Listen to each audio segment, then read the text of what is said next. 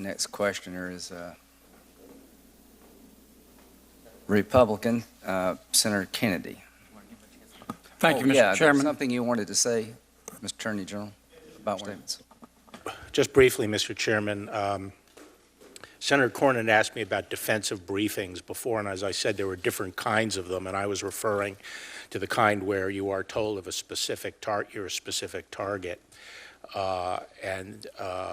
I have been told at the break that a lesser kind of briefing, a security briefing that generally discusses, general threats, apparently was given to the campaign in August. Thank you. Senator Kennedy. Thank you, Mr. Chairman, and thanks to my colleagues for letting me go out of order. I promise to be as brief as possible. Mr. Chairman, or General, thanks for coming today.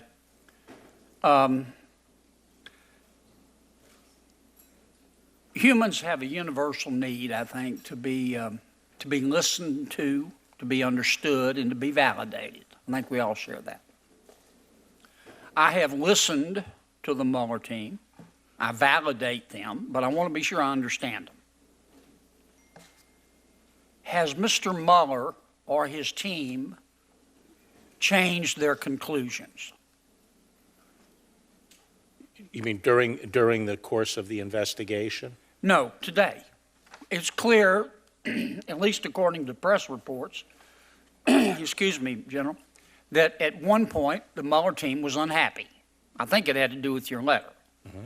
What matters to me is, and I'll get to this in a moment, I want to know first, has the Mueller team changed its mind on its conclusions? Its conclusions as to what? As to collusion, conspiracy, conspiracy. Not that I'm aware of. So the decision not to bring an indictment against the president for collusion, conspiracy with Russia has not changed. No, it hasn't. And the conclusion not to bring an indictment against the president for obstruction of justice has not changed.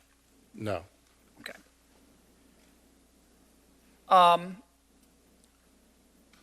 I take it from your testimony that the Mueller team was unhappy when you received the letter from Mr. Mueller.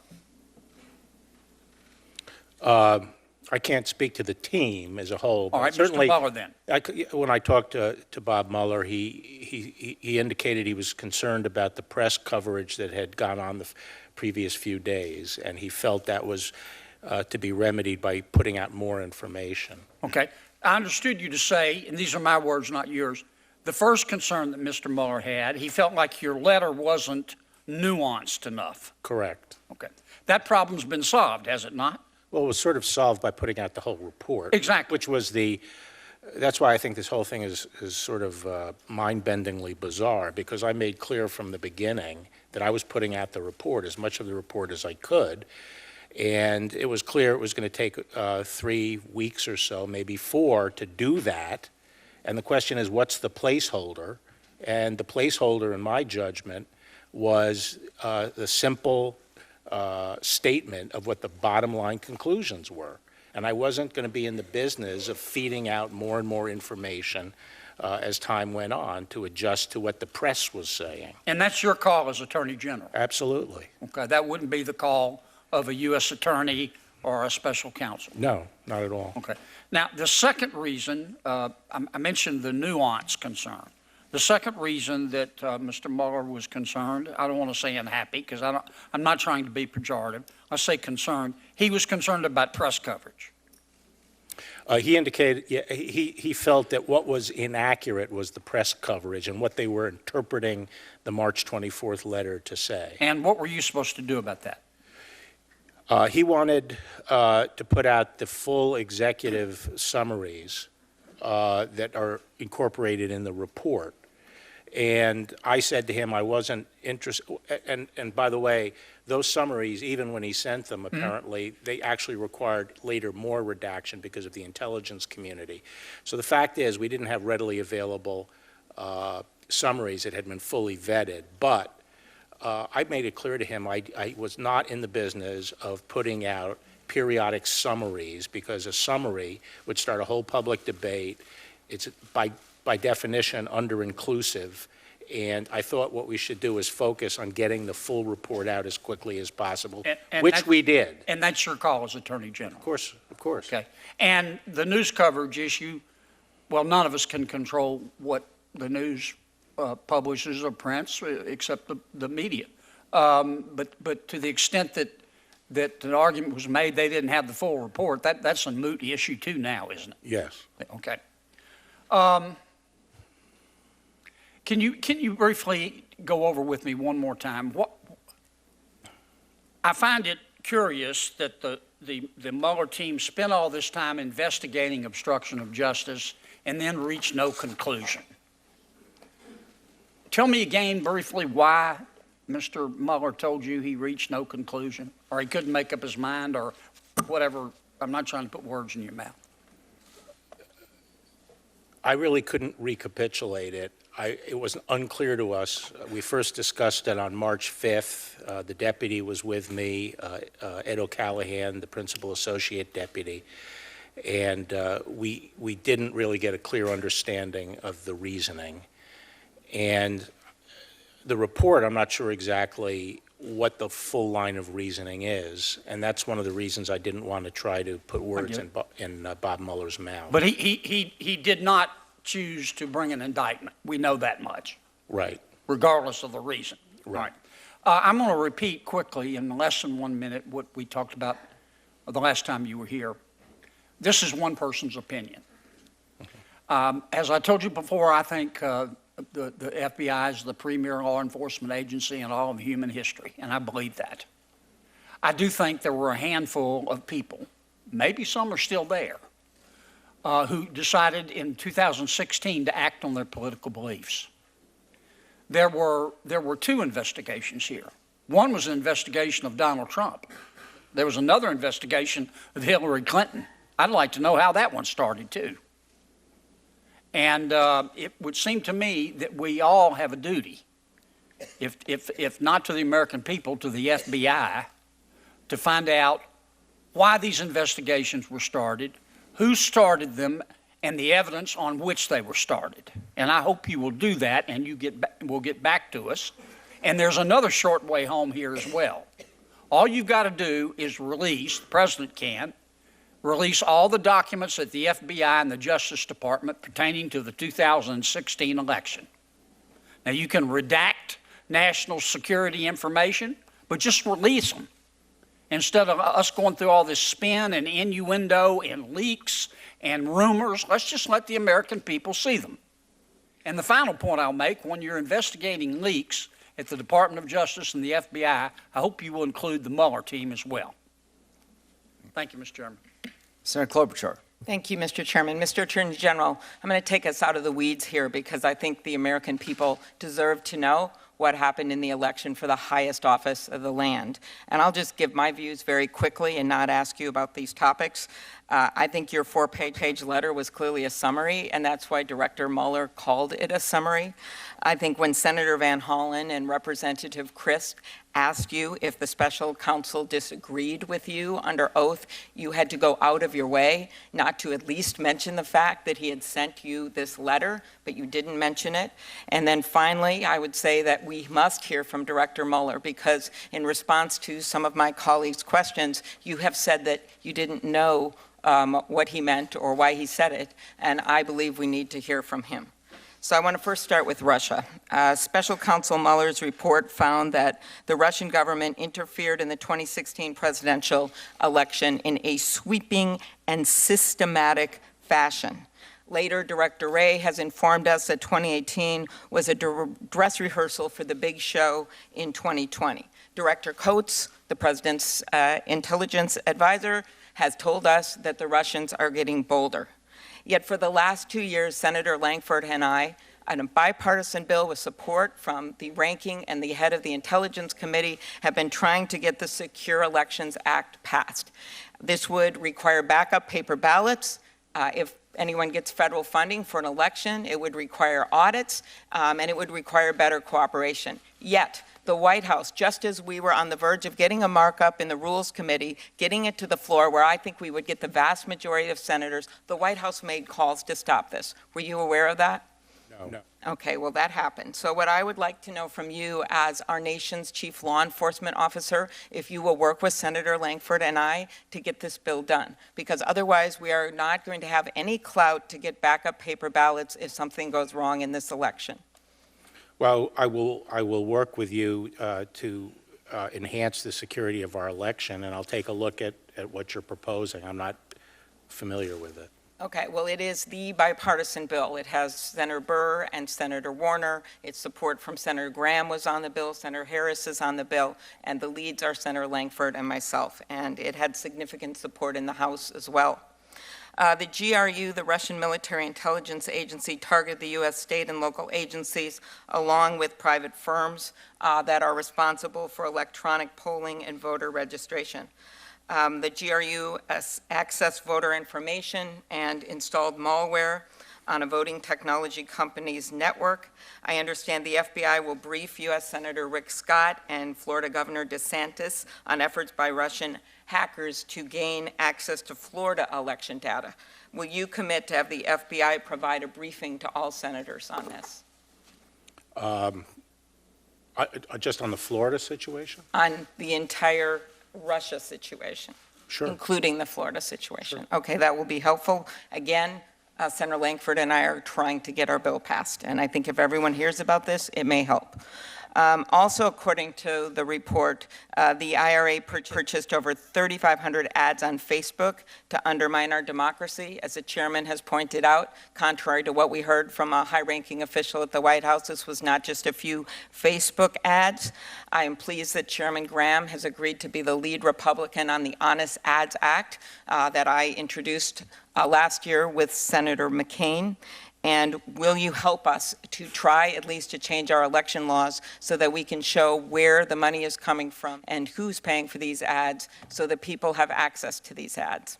In concept, yes. Okay, very good. Thank you. We need that support.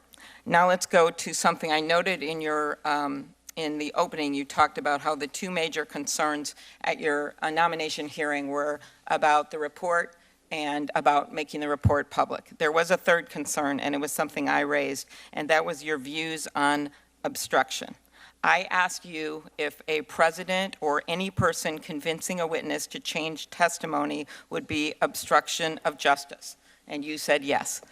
The report found that Michael Cohen's testimony to the House before it, that the president repeatedly implied that Cohen's family members had committed crimes. Do you consider that evidence to be an attempt to convince a witness to change testimony? No. I don't think that could pass muster. Those public statements he was making could pass muster as subordination of perjury. But this is a man in the highest office, in the most powerful job in our country, and he is basically, I'm trying to think how someone would react, any of my colleagues here, if the President of the United States is implying, getting out there that your family members have committed a crime. So you don't consider that any attempt to change testimony? Well, you have two different things. You have the question of whether it's an obstructive act, and then also whether or not it is a corrupt intent. I don't think general public statements like that Okay. Well, we could show that they would have sufficiently probable effect to constitute. Okay, well then let's go to some private statements. The report found that the president's personal counsel told Paul Manafort that he would be, quote, taken care of. This is in volume 2, page 123 to 24. That you don't consider obstruction of justice? No, not standing alone, both for this, on both the same reasons. And I think that is my point here. What? You look at the totality of the evidence. That's what I learned when I was in law school. You look at the totality of the evidence and the pattern here. Look at this. The report found that the president's personal counsel told Michael Cohen that if he stayed on message about the Trump Tower Moscow project, the president had his back. That's volume 2, page 140. Right, but I think that the counsel acknowledged that it's unclear whether he was reflecting the president's statements on that. Okay, the report found that after Manafort was convicted, the president himself called him a brave man for refusing to break. Yes. And that is not obstruction, because the president's the evidence, I think what the president's lawyers would say, if this were ever actually joined, is that the president's statements about flipping are quite clear and express and uniformly the same, which is by flipping, he meant succumbing to pressure on unrelated cases to lie and compose in order to get lenient treatment on other cases. That is not, so discouraging flipping in that sense is not obstruction. Okay, well, look at the pattern here. The report found that after Cohen's residence and office were searched by the FBI, the president told Cohen to hang in there and stay strong. The report found that after National Security Advisor Michael Flynn resigned, the president made public positive comments about him, and then when he cooperated, he changed his tune. During your confirmation hearing, I asked you whether a president deliberately impairing the integrity or availability of evidence would be obstruction. And you responded yes. And this is a different take on Senator Feinstein's question. Would causing McGahn, the White House counsel, to create a false record when the president ordered him to have when McGahn, he told him to deny reports, right? He tells McGahn, deny reports that the president ordered him to have the counsel fired. If you don't see that as obstruction and directing him to change testimony, do you think that would create a false record to impair the integrity of evidence? Well, I said it fails on, the evidence would not be sufficient to establish any of the three elements there. First, it's not sufficient to show a obstructive act because it is unclear whether the president knew that to be false. In fact, the president's focus on the fact that I never told you to fire McGahn. Did I ever say fire? I never told you to fire McGahn. McGahn's. And I'm getting at something, it's about impairing the integrity of the evidence. I just see it as different. This is. Well, the second thing, it's hard to establish the nexus to the proceeding because he already had testified to the special counsel. He'd given his evidence. As the report itself says, there is evidence that the president actually thought and believed that the Times article was wrong. That's evidence on the president's side of the ledger, that he actually thought it was wrong and was asking for its correction. It is also possible, the report says, that the president's intent was directed at the publicity and the press. The government has to prove things beyond a reasonable doubt, and as the report shows, there's ample evidence on the other side of the ledger that would prevent the government from establishing that. Okay, again, I look at the totality of the evidence, and when you look at it, it is a pattern, and that is different than having one incident. Thank you, Mr. Chairman. Yes, ma'am. Senator Sess. Thank you, Mr. Chairman. General Barr, I'd like to go back to Russia, and your opening statement laid out some of what the GRU had done, what Russian military intelligence had done in terms of hacking. I'd also like to look at some of the oligarchs and some of the corruption so closely aligned with Putin. Volume 1, pages 129 to 144 are largely about Deripaska. Can you tell us who he is and what his objectives are? I'd rather not get into that in this open setting. Well, I'll at least quote the Department of Treasury, because this is a public document. So Oleg Deripaska is a designated individual. He possesses a Russian diplomatic passport. He regularly claims to represent the Russian government. He's an aluminum and other metals billionaire, and he's been investigated by the U.S. government and by other of our allies for money laundering. He's been accused of threatening the lives of his business rivals. He's been charged with illegal wiretapping, taking part in extortion and racketeering schemes. He's bribed government officials, he's ordered the murder of a businessman, and he has many links to Russian organized crime. So I think we can, in an open setting, at least agree that he's a bad dude. Right? This is a bottom-feeding scumsucker, and he has absolutely no, I'll take your laugh as agreement, he has absolutely no alignment with the interests of the U.S. people and our public. So the section of Volume 1 that deals with nominally Paul Manafort, but is really about Deripaska, I would like you to help us have an American public 101 understanding of what is and isn't allowed. So Paul Manafort is hired by Deripaska ostensibly for things related to the Ukraine. They have a bunch of failed business ventures together, it looks like, over time. But he's on the payroll of a Russian oligarch that has interests completely misaligned with the American government and the American people and with the interests of NATO. And he's on his payroll. Is it permissible for someone to be paid by somebody who's basically an enemy of the United States, and then could that individual just volunteer and start to donate their time and talent and expertise to a campaign in the US? And I mean this, let me interrupt for a second and say, one of the things that I think is painfully tragic about a hearing like this, I think the vast majority of the American people are going to tune it out, and those that pay attention are going to think the only two takeaways you need to know is a bunch of people were pro-Trump before they came, and they stayed pro-Trump, and a bunch of people were anti-Trump before they came, and they stayed anti-Trump, and we didn't dig into any of what the report actually says. I think these 448 pages say a whole bunch of really important things about intelligence operations against the United States people and our public and our government and our public trust, and I think it isn't just about 2016. There are important questions about 2016. Chairman Graham summarized at the beginning how much money and time was available to the special counsel and his team to do their work. So there are a bunch of factual matters about 2016 that matter.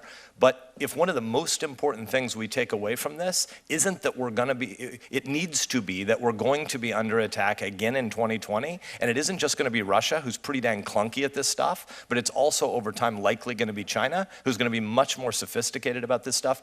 Can you help us understand what is legal and illegal about foreign intelligence services being involved in US elections, and what should American people and the American public, and especially American campaign operatives, know about what's appropriate and not appropriate to take in the form of help from foreign intelligence agencies? I mean, that's a very broad topic, what is legal and illegal. I mean, could you refine it a little bit? You're talking about what kind of propaganda, that kind of thing, coming into the country? Could you, obviously, you make can't up a country. put money into foreign money, obviously, into a campaign. Yeah, but could Russia, China, I'm making up a country, decide to come into the United States and look at all the political talent, make a database? By the way, the OPM hack in 2014 tells us the Chinese government is actively involved in creating databases of people they can potentially use as leverage against American citizens. More than 20 million people are already in the spy recruitment database of the Communist Party of China. Could they come in and build a database of all campaign operatives in the US, and some foreign entity just decide to hire all of them and then say, why don't you go and volunteer for this campaign and you go and volunteer for that campaign? Could we have campaign chairmen and women running around the US citizens who have US campaign talent and experience paid for by foreign entities just choosing to volunteer on campaigns going forward? Is that legal? If their time is paid for the purpose of participating in a campaign, I wouldn't think it's illegal. But given how sleazy so much of the city is, and a whole bunch of people live on retainers of $15,000 and $20,000 and $30,000 a month, is it always obvious what you're paid for versus what you do? So some Russian oligarch just decides to start putting American campaign personnel on retainer payments and say, we may need you to lobby for something somewhere in the future. They've got views about oil pipelines and natural gas pipelines into Germany. We just hold you on retainer. And by the way, the fact that you're a person who likes to work for specific campaigns and certain parties and causes, feel free to go and avocationally do whatever the heck you want whenever you want. Is that a place we should head? Is that allowed under U.S. law today? Well, I mean, it depends on the specific circumstances, the nature of the agreement, who the person is representing. Are they representing the interest of a foreign government? Are they a foreign agent? Are they registered?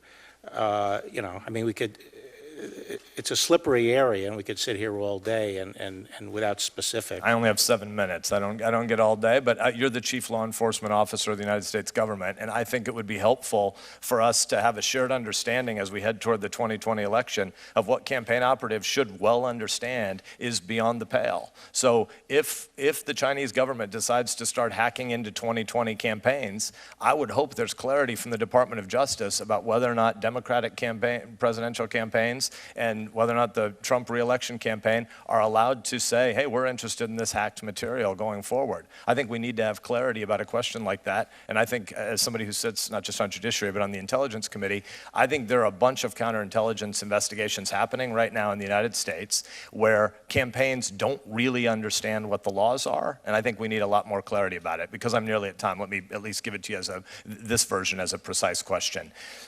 Under the Presidential Transitions Act, once you have a Democratic nominee for president and a Republican nominee for president, one of the things that we do is we start to brief them on, in the event that you would become the president-elect, you will need to know where we are in different national security issues. Should we be adding to the Presidential Transition Act counterintelligence briefings for campaigns as they become the nominee in a much more detailed way than the response you had about the Bureau's efforts when Senator Cornyn asked if defensive briefings were given? Should we, the Congress, be thinking very intentionally about authorizing the ability of the Bureau, and in a shared broader IC context, but with the Bureau or Homeland Security probably being the interface entity, should nominees for the highest office in the land heading into 2020 be receiving regular counterintelligence briefings on the fact that foreign intelligence services are going to surround people that are likely going to be people of influence and principal officers of the United States government should they win? Absolutely. I think the danger from countries like China, Russia, and so forth is far more insidious than it has been in the past because of non-traditional collectors that they have operating in the United States. And I think most people are unaware of how pervasive it is and what the risk level is. And I think it actually should go far beyond even campaigns.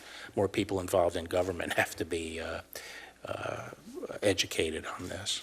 Thank you. I'm at time, but I would love to work with you in the broader intelligence community on that more. I think there are a number of members of the SISI, of the Senate Intelligence Committee, who know what you're saying, particularly about the Chinese government and their attempt to encircle lots of people who are going to have influence in the future. And I think we, not just a whole of government effort, but as a whole of society effort, have to become much more sophisticated about what foreign intelligence services, and especially the Chinese, are plotting for the future. Yeah, if I could just say that, you know, the pattern is whenever there is an election, foreign governments and their operatives frequently descend on the people who they think could have a shot at winning, and it's common. And the most typical scenario is that they do try to make contacts and so forth. So. And in a digital cyber era, you don't need a bar and a hooker anymore. You can surround people digitally much easier, and we know that we're going to be having these kinds of attacks in the future, and we need to up our game. Thanks. Minus the bar and the hooker, we'll have hearings about all this stuff. Senator Coons. Thank you, Chairman Graham. Thank you, Attorney General Barr. And I want to follow up on some of that line of questioning from Senators Sass and Klobuchar. The special counsel was appointed first to investigate Russia's attack on our 2016 election and potential coordination with the Trump campaign. And I'm glad the chairman started this hearing by recognizing we need to focus on that demonstrable assault on our democracy and to protect our elections going forward. And I look forward to working with my colleagues, whether it's on sanctions bills or it's on the Lankford-Klobuchar bill. But we genuinely need leadership from you, Mr. Attorney General, and from the White House and our president to make sure that we are doing everything we can to protect our next election. But frankly, we also can't ignore Volume 2 of this report, which I think details unacceptable conduct by the president and his campaign. And that includes trying to fire the special counsel without cause. I appreciated the leadership of Senators Graham and Tillis, Booker, and I in a bill to try and protect the special counsel, something I think is still worth doing for future special counsels. We were told by many of our colleagues there was nothing to worry about because the president wasn't going to fire the special counsel, but I was particularly struck by some reports in the second volume that the president attempted to do exactly that. And I frankly, Mr. Attorney General, have concerns that your March 24 letter obscured that conduct and as a result worked to protect the president for several weeks rather than give the full truth to the American people, as I now believe Special Counsel Mueller was urging you to do, as reflected in the letter we just received today. So I'm going to ask you some questions about the report, but the bottom line is that I think we need to hear more about the special counsel's work from the special counsel. According to Special Counsel Mueller's report, in June of 2017, President Trump called White House counsel McGahn and directed him to have the special counsel removed. and I quote, this is from about page 85, 86. McGahn recalled the president called him at home twice, and on both occasions directed him to call Rosenstein and say that Mueller had conflicts and could no longer serve as special counsel. There were no credible conflicts. McGahn testified that he had shared that these conflicts were silly, were not real, and Chris Christie advised President Trump about the same time there were no substantive bases, no good cause to fire the special counsel. In one call, the president said, call Rod, tell Rod Mueller has conflicts, can't be the special counsel, quote, Mueller has to go. And I assume he didn't mean go to Cleveland or go to Seattle, he meant go, be fired. Call me back when you do it. I think the president's demands to fire Mueller without cause are alarming and unacceptable. And Mr. Attorney General, not one bit of what I just described was in your March 24th letter to this committee, was it? No. But Because I wasn't But it speaking. was in the summaries that were offered to you by Special Counsel Mueller and his team, which you chose not to release. Is that correct? They were in complete form in the final report, which I was striving to make public and which I did make public. Which I respect and appreciate. But a critical 3 weeks passed between when you delivered the letter with the focus on the principal conclusions and when we ultimately got the redacted report. And what I take from the Mueller letter to you... Why were they critical? Well, I think that the Volume 2 summary would have revealed to the general public a whole range of inappropriate actions by the president and his core team. I'll go to a second episode that I think is important. On February 5th of 2018, over a week after the story broke publicly that the president ordered his White House counsel to fire the special counsel investigating the president demanded that McGahn create a false record, saying the president never directed McGahn to fire the special counsel. The president wasn't looking for a press statement here. He wasn't looking to correct the record. He wanted a fraudulent record for White House records, a letter that wasn't true. McGahn refused to do it. Again, there's nothing about the president's request to create a false record in your March 24th letter, is there? Well, that's your characterization of it, and I've been through it a couple of times, and I think it would be difficult for the government to prove that beyond a reasonable doubt. And an important point here is there are this very plausible alternative explanations, but what I was trying to get out was the final report and have one issuance of the complete report. I made it clear in the March 24th letter that Bob Mueller didn't make a decision, but that he felt he could not exonerate the president. That's right. I wasn't hiding the ball on where Mueller was, and that he was presenting both sides of the issue, all the evidence, but he was not making a call, but he felt he couldn't exonerate the president. And then I briefly described the process we went through to make a judgment internal into the Department of Justice. And as I say, from the public interest standpoint, I felt there should be only one thing issued, and it should be the complete report, as complete as it could be. And I know we differ in our conclusions about what that meant, but my concern is that that gave President Trump and his folks more than 3 weeks of an open field to say, I was completely exonerated, when had you released the summaries of it, the first and second volume, we would have been more motivated than ever, based on the first volume, to work cooperatively to protect our next election, and more concerned than ever about misdeeds, about inappropriate actions by the president and by some of his core team as a result of the summary of the second volume. And at the end of the day, you've had a number of exchanges with colleagues where you've said, I can't tell you why Mueller chose not to charge. I want to hear that from Bob Mueller. I think we should hear from Special Counsel Mueller. Let me move on to a point that Senator Sass was just asking, but that I think is worth revisiting about foreign intelligence and their role in our elections. The reason we had this investigation in the first place was George Papadopoulos was told the Russians had dirt on Hillary Clinton. The Russians had a direct contact to Donald Trump Jr. and offered to give dirt about his father's opponent.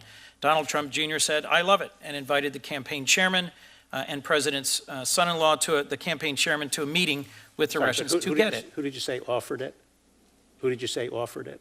In the second instance, it was Russians made an offer to Donald Trump. I have 30 seconds. Okay. Let me get to a question if I could. Going forward, what if a foreign adversary, let's now say North Korea, offers a presidential candidate dirt on a competitor in 2020. Do you agree with me the campaign should immediately contact the FBI? If a foreign intelligence service, a representative of a foreign government Yes. says, we have dirt on your Yes. opponent, should they say, I love it, let's meet, If or a should they contact the If a FBI? foreign intelligence service does, yes. Okay, here's my core concern. The president ordered the White House counsel to have special counsel Mueller fired. He fabricated evidence to cover it up. And whether or not you could make a criminal charge of this, it is unacceptable. And everyone who said we didn't have to worry about President Trump firing the special counsel was flat out wrong. The Russians offered the Trump campaign dirt on Hillary Clinton, and the Trump campaign never reported that to the FBI. Instead, they tried to conceal the meeting and misled the American people. And I think we have to work on a bipartisan basis going forward to protect our elections from a repeat of this, and we need your leadership and the president's. You somehow concluded the president didn't obstruct justice, and you announced that you had cleared the president 25 days before the public could read the Mueller report for themselves. I think it's no wonder Special Counsel Mueller thought your 4-page letter created public confusion about critical aspects of the results of the investigation, and that threatened to undermine the central purpose for which he was appointed. I think we need to hear from Special Counsel Mueller. I think we need to hear from Don McGahn, and I think we need to review how we are going to handle going forward the fact that you are supervising 12 ongoing cases that came out of the Mueller investigation and have been referred. This body has a central role in oversight that I believe we need to exercise, given your recent record. Thank you, Mr. Chairman. Senator Hawley. Thank you, Mr. Chairman. General Barr, I commend your candor in calling what happened in 2016 what it is, which is spying the Trump campaign and spying on the President of the United States. I'd like to talk a little bit more about spying. Counterintelligence investigations like the one that we now know the FBI launched against candidate Trump and President Trump, those are designed to thwart spying and sabotage. Is that correct? That's correct. To your knowledge, has the FBI ever launched a counterintelligence investigation of another president that you're aware of? Not to my knowledge. So it's safe to say that to your knowledge, this move was completely unprecedented. To my knowledge. Would it be unusual, in your experience and to your knowledge, for FBI agents to hide the existence and results of an investigation, such an investigation, from their superiors? Did you say, would it be typical? No, would it be unusual? Very unusual. Yes. And in fact, that is indeed what press reports suggest happened here. When FBI officials hide investigations from superiors, is there anybody to hold them accountable? I mean, what happens in that instance? There is no accountability. Have you looked into the decision by the FBI into why they launched a counterintelligence investigation? I am looking into it, and I have looked into it. And will you commit to telling us what you find as the result of your own review and investigation? Well, at the end of the day, when I form conclusions, I intend to share it. I'll take that as a yes. Let me ask you about the 25th Amendment, if I might, for just a moment. We know that former acting director of the FBI, Andy McCabe, he's publicly confirmed that he contemplated forcing the president from office using the 25th Amendment. To your knowledge, have FBI officials ever contemplated forcing any other president from office against his will using that provision? Not to my knowledge. The 25th Amendment contemplates the vice president taking over as president when the president is unable to act. Would you agree that that text contemplates physical ailments like a coma, mental incapacitation, not just political differences of opinion? Yes. Have you ever doubted, since you have been in your current position, whether this president is physically able, in a constitutional sense, to discharge his duties as president? No. Would you agree that discussions within the FBI of forcing the president out of office for political reasons gives the public, at best, reason to question what the FBI is doing and to fear that there may be abuses of power in that organization? I think it gives reason to be concerned about those particular individuals that were involved. I don't attribute it to the organization. Speaking of particular individuals who are involved, I've listened to this testimony all day today, and to me, maybe the most shocking thing I've heard is this. Chairman read it earlier. August 26th, 2016. This is a text message from Peter Strzok, a top counterintelligence investigator who we now know helped launch this counter-spy investigation of the President of the United States. Peter Strzok says, just went to a Southern Virginia Walmart. I could smell the Trump support. Smell is capitalized. Just went to a Southern Virginia Walmart. I could smell the Trump support.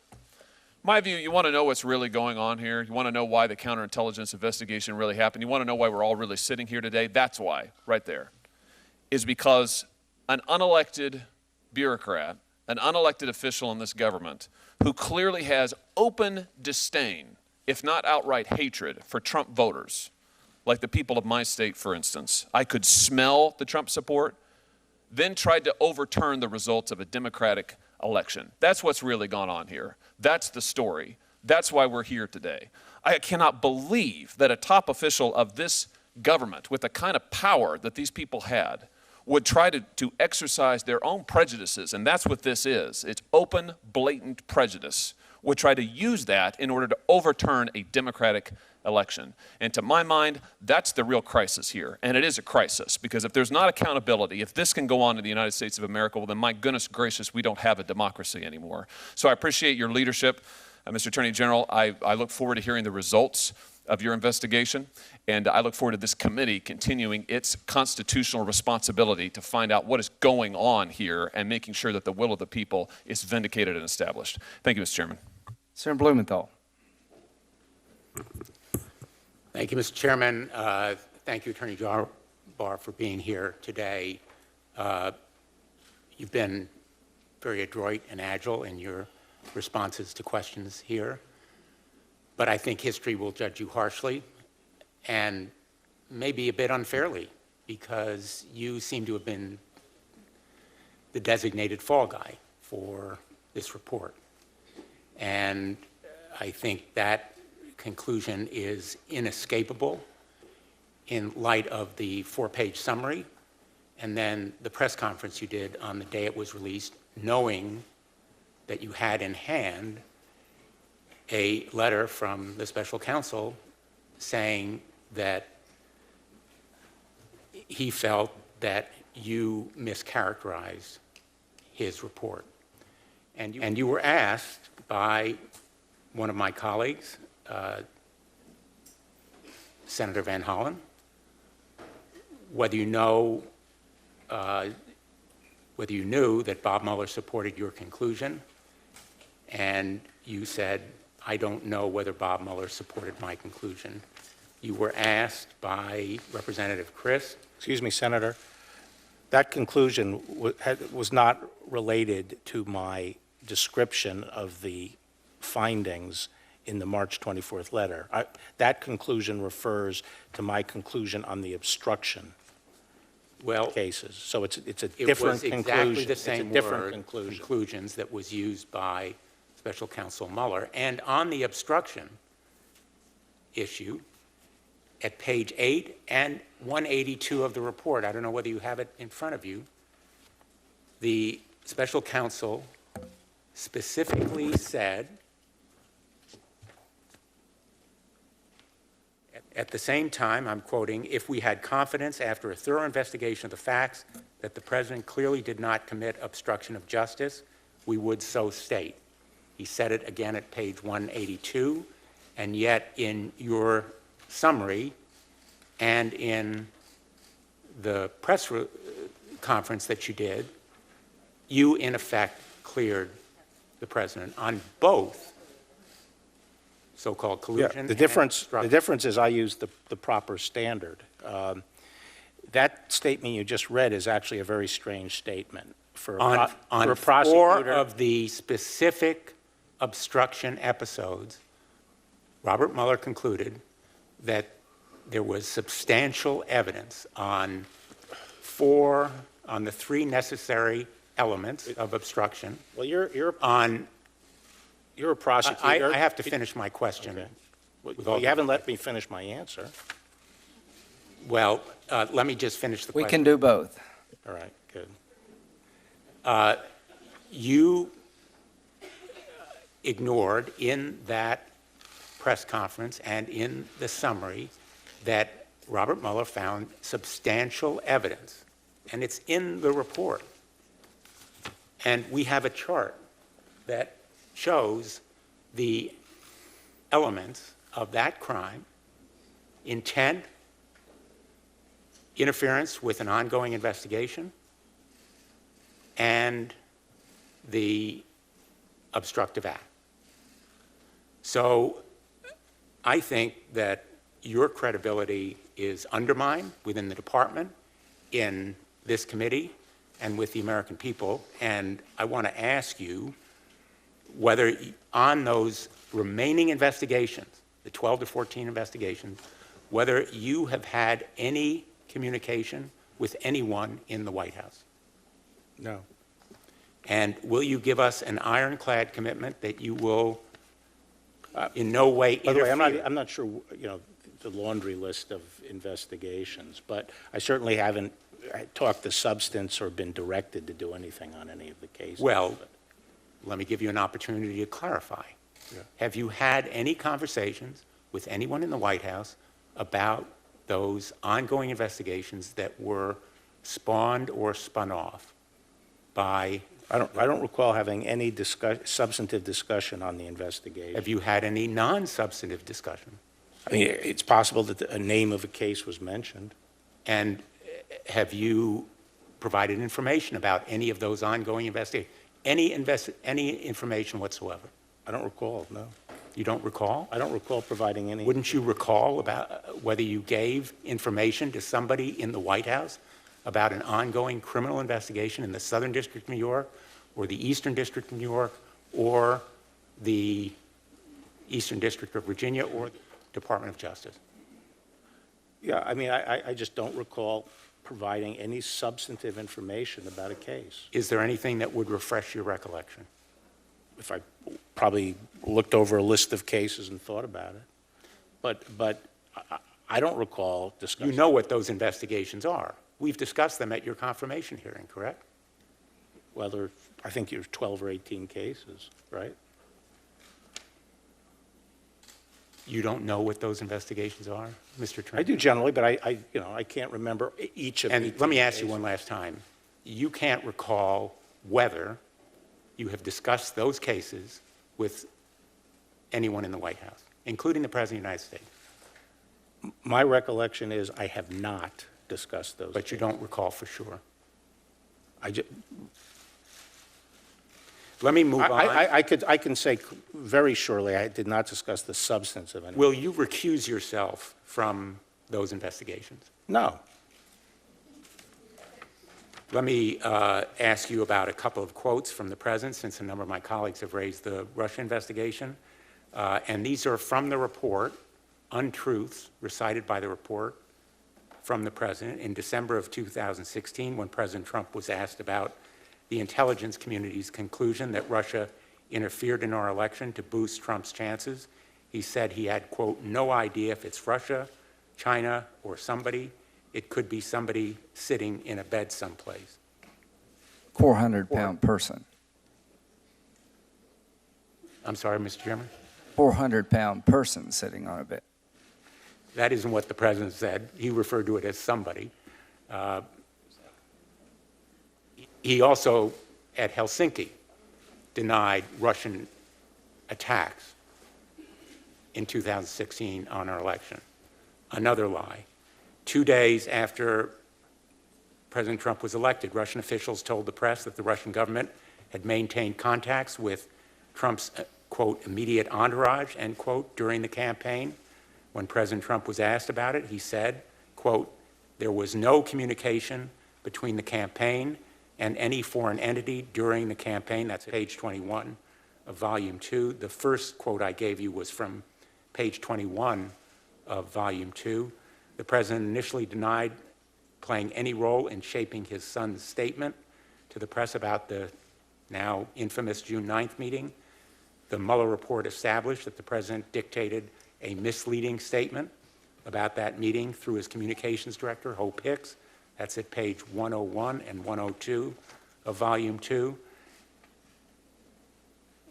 After news organizations reported that the President ordered Mr. McGahn, to have the special counsel removed, the President publicly disputed these accounts. The Mueller report establishes that, quote, substantial evidence supports the conclusion that the president, in fact, directed McGahn to call Rosenstein to have the special counsel removed. That's at volume 2, page 88.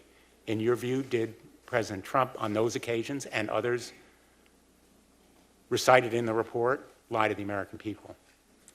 Well, I'm not in the business of determining when lies are told to the American people. I'm in the business of determining whether a crime has been committed. So he may have lied. But I'd like an opportunity to answer some of these questions, okay?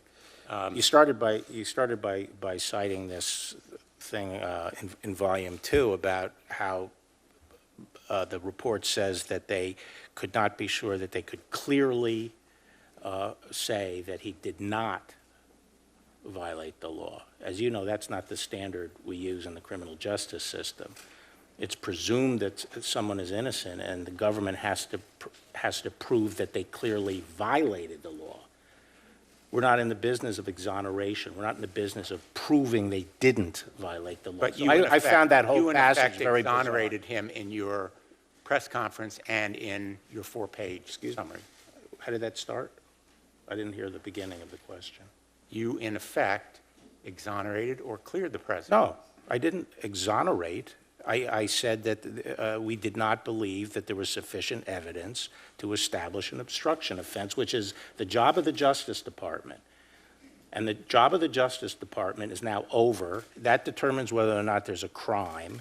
The report is now in the hands of the American people. Everyone can decide for themselves. There's an election in 18 months. That's a very democratic process. But we're out of it. And we have to stop using the criminal justice process as a political weapon. My time has expired. I apologize, Mr. Chairman, but I would just say that the 4-page letter and the press conference that you did left the clear impression, and it's been repeated again and again, that you cleared the president. Thank you. Senator Ernst. Thank you, Mr. Chair, and thank you, Attorney General Barr, for being here today and visiting with all of us. The special counsel's investigation and all of the ripples that came from the 2016 presidential election have really permeated the country. I mean, there is great interest in this. And as I'm touring the 99 counties of Iowa, I am asked about this at town halls and other interactions with my constituents just as much as any other issue at hand. And I'm sure many of the other senators here have had the same experience. And I'd like to start today by visiting with you about the actions of Russia during the 2016 presidential election. I think that's where a lot of us would like to see the focus go. We need to focus on what happened in the 2016 election and then look ahead and make sure we are safeguarding our practices.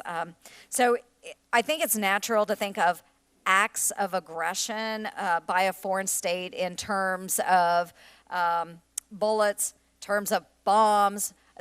That's what we typically thought of as acts of aggression. After all, up until just recent days, acts of aggression or warfare has been a symmetrical operation by a foreign adversary. In the past, it's been practiced by boots on the ground or various bombing campaigns. But that's not what we are facing today. And I do believe what we saw from Russia was an act of aggression. Other adversarial foreign states, not just Russia, but I think a number of colleagues have mentioned China as well, perhaps North Korea, Iran. We could go on and on. Not only do they practice direct hostile military action, just as Russia did in Ukraine with its illegal annexation of Crimea.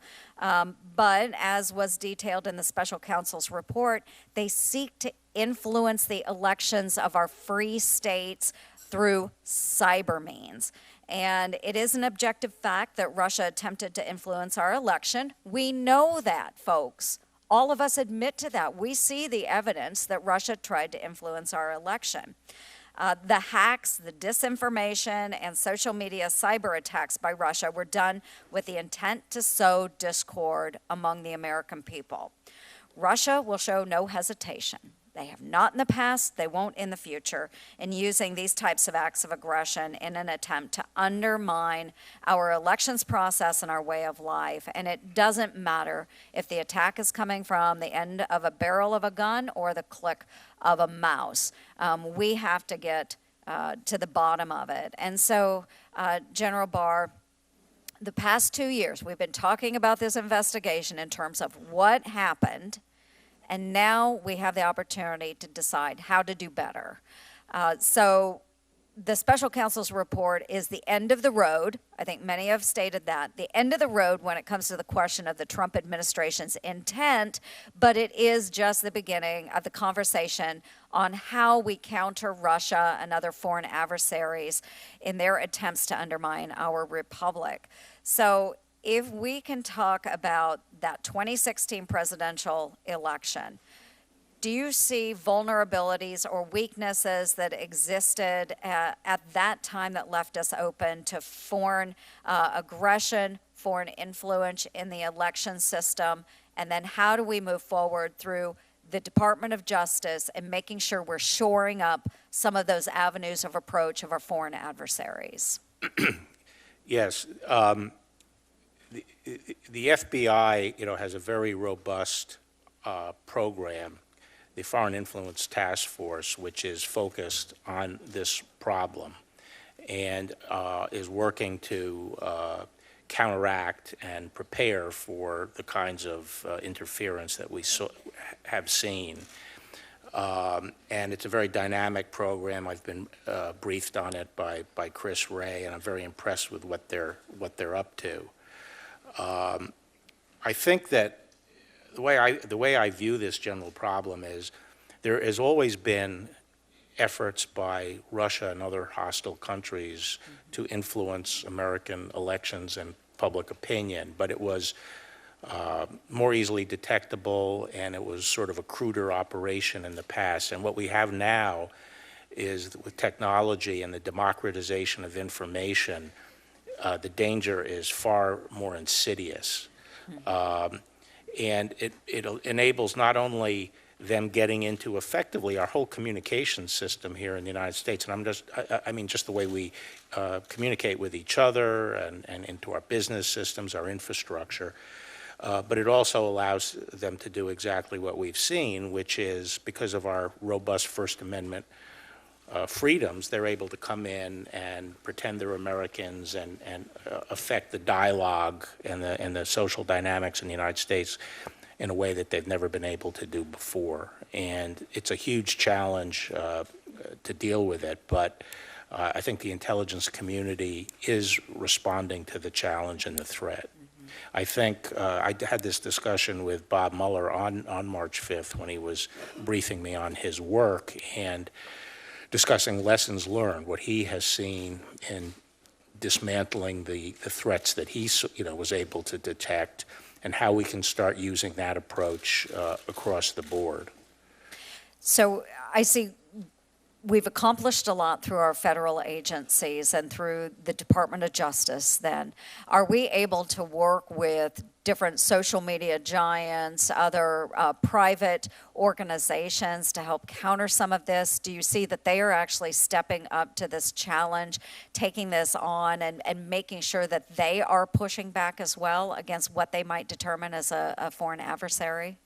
Yes, I think the private companies are, stepping up their game and being more responsible in addressing it. I think yeah. I think that's important. I'm sorry. Go ahead, please, that's- General. I just think it's important that we really focus on why we're here today, and that's because we did see Russian influence in our 2016 presidential election. What we need to make sure, as many of our other colleagues have noted, is that this doesn't happen to us again, and that we are aware, and as a public we are aware of what has been happening, not just in our own elections process here in the United States, but to many of our allies around the globe as well, and making sure that we are adequately pushing back against that and even overmatching in making sure that we keep that type of influence out of our election cycle. So I appreciate your time today. Thank you very much, General Barr. Thank you. Senator Hirano. Thank you, Mr. Chairman. Mr. Barr, Now, the American people know that you are no different from Rudy Giuliani or Kellyanne Conway or any of the other people who sacrificed their once decent reputation for the grifter and liar who sits in the Oval Office. You once turned down a job offer from Donald Trump to represent him as his private attorney. At your confirmation hearing, you told Senator Feinstein that, quote, the job of Attorney General is not the same as representing, end quote, the president. So you know the difference, but you've chosen to be the president's lawyer and side with him over the interests of the American people. To start with, you should never have been involved in supervising the Robert Mueller investigation. You wrote a 19-page unsolicited memo, which you admit was not based on any facts, attacking the premise of half of the investigation. And you also should have insisted that Deputy Attorney General Rob Rosenstein recuse himself. He wasn't just a witness to some of the president's obstructive behavior. We now know he was in frequent personal contact with the president, a subject of the investigation. You should have left it to career officials. Then, once the report was delivered by the special counsel, you delayed its release for more than 2 weeks. You let the president's personal lawyers look at it before you even deigned to let Congress or the public see it.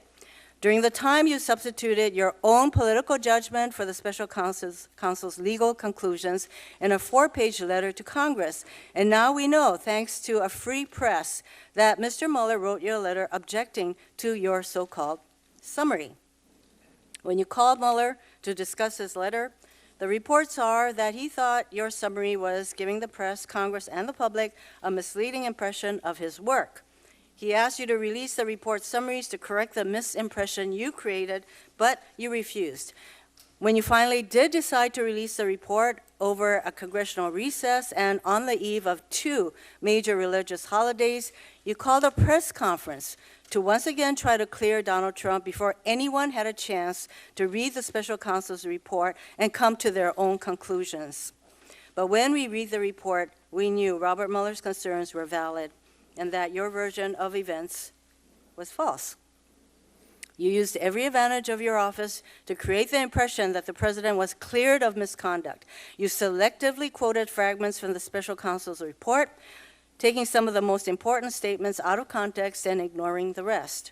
You put the power and authority of the Office of the Attorney General and the Department of Justice behind a public relations effort to help Donald Trump protect himself. Finally, you lied to Congress. You told Representative Charlie Crist that you didn't know what objections Mueller's team might have to your March 24th so-called summary. You told Senator Chris Van Hollen that you didn't know if Bob Mueller supported your conclusions, but you knew. You lied, and now we know. A lot of respected nonpartisan legal experts and elected officials were surprised by your efforts to protect the president. But I wasn't surprised. You did exactly what I thought you'd do. It's why I voted against your confirmation. I expected you would try to protect the president, and indeed you did. In 1989, this isn't something you hadn't done before. In 1989, when you refused to show Congress an OLC opinion that led to the arrest of Manuel Noriega. In 1992, when you recommended pardons for the subjects of the Iran-Contra scandal. And last year, when you wrote the 19-page memo telling Donald Trump, as president, can't be guilty of obstruction of justice, and then didn't recuse yourself from the matter. From the beginning, you were addressing an audience of one, that person being Donald Trump.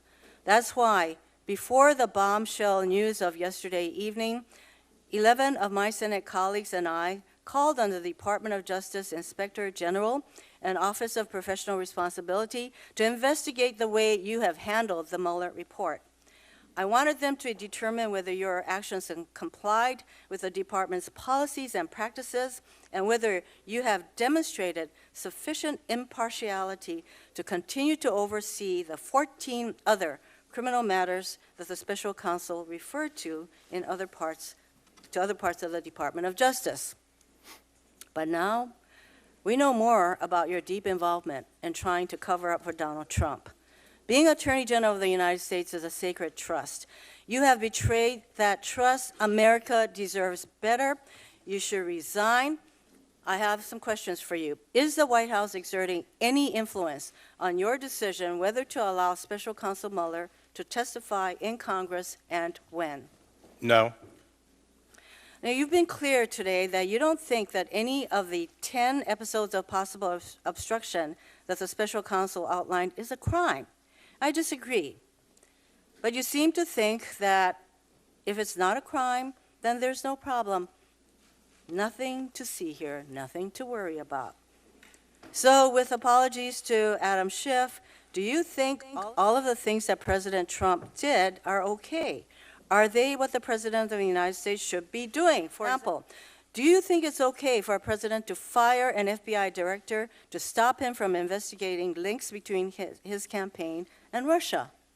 It may not be a crime, but do you think it's okay? Well, I think the report is clear that. No, I'm not talking about the report Well, and I'm its talking analysis about of whether the a evidence. crime occurred. I'm asking you. I don't This think is the not a evidence crime, but do you supports- think it's okay for the president to do what he did, to fire the special I counsel do think it's to keep okay them for the from president to do investigating? what he did, and I don't think the evidence supports the proposition. So I guess he you did it think it's To okay. stop the Do investigation. you think it's okay for a president to ask his White House counsel to lie? Well, I'm willing to talk about what's criminal. but I No, think- but we've already acknowledged that you think it was not a crime. I'm just asking whether you think it's okay. Even if it's not a crime, do you think it's okay for the president to ask his White House counsel to lie? Which. Look, event- if you're just going to go back to whether No, or which not it's a event are you crime, you're talking telling me about? that Which it's event okay. are Let you me ask talking you about? the last question that I have in 17 seconds. Do you think it's okay for a president to offer pardons to people who don't testify against him, to threaten the family of someone who does? Is that okay?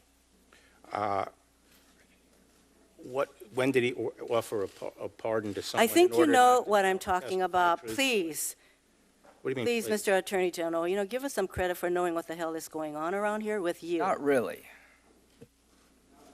To this line of questioning. So, Listen, you've slandered this man. Yeah, what I sort of Every want to way know you is can how do slander we get to this point? Yeah, I and do not think that how do I'm we get to the slandering point where the- anyone. All How I did we- can say. Mr. I give Chairman, 7 I am minutes, done. Thank you very much. And you slandered this man from top to bottom. So if you want more of this, you're not going to get it. If you want to ask him questions, you can't. Certainly have your opinion. Thank you, and I have Mr. mine. Chairman. Thank you, General Barr, for being here today. We really appreciate your time. I want to talk with you just a little bit about some of your bottom line conclusions, because I think there's one that we need to kind of circle back to a little bit. And as I've listened to a lot of the conversation here today, one of the things we've not discussed is what seems to be the culture at DOJ and the FBI. And I know there are a lot of good people that work there, and we're grateful for their service. But every organization has a culture. And whether it's a corporate culture or a church or schools or whatever. And what seems to have happened at the FBI is there is a seedy, cynical, political culture within a group that developed. And these individuals collectively seem to think that they could work within the power of their jobs and their roles with the federal government. There was an elitism and an arrogance there, and it speaks to a very unhealthy work culture within that agency. And I will tell you this, when I talk to Tennesseans, they talk a lot about what they want to see with the Department of Justice and the FBI post all of this, and a restoration of trust and integrity and accountability. And really in Tennessee, they'll talk to me about four things. They talk a lot about health care, jobs in the economy. They're going to talk about getting federal judges confirmed and about reigning in government and holding it accountable. And there's been a lot of hysteria. This is something that grew within the ranks of the FBI. what are you doing and what is your plan for rebuilding that trust and integrity so that the American people can say, when the FBI does its job, when the DOJ does its job, we know that is a job done right? I don't think there is a bad culture in the FBI, and I don't think the problems that manifested themselves during the 2016 election are endemic to the institution. I think the FBI is doing its job. I mean, just this recent case out in California where they interdicted this, would-be bomber. They do great work around the country every day, and I agree with Senator Kennedy, who said, it's the premier law enforcement institution in the world. I believe that, and I say to the extent there was overreach, I don't want to judge people's motives and come to a conclusion on that, but to the extent there was overreach, what we have to be concerned about is a few people at the top getting it into their heads that they know better than the American people. And that is the problem, and that is what we hope that you are Yep. you're addressing. Let's go back to this, because to the report, to produce it, I think that Mr. Mueller assembled what would be called a dream team, 19 all-star lawyers, a Watergate prosecutor, a deputy solicitor general, a fluent Russian speaker who cloaked for 2 Supreme Court justices, former head of the Enron Investigative Task Force, chief of the Public Corruption Unit in the Manhattan U.S. Attorney's Office, federal prosecutors who have taken down mob bosses, the mafia, and ISIS terrorists. Do you consider these lawyers to be the best and the brightest in the field? Not necessarily. Are they the warriors you would want on your side in the courtroom? I mean, there are a lot of great lawyers in the Department of Justice. He assembled a very competent team.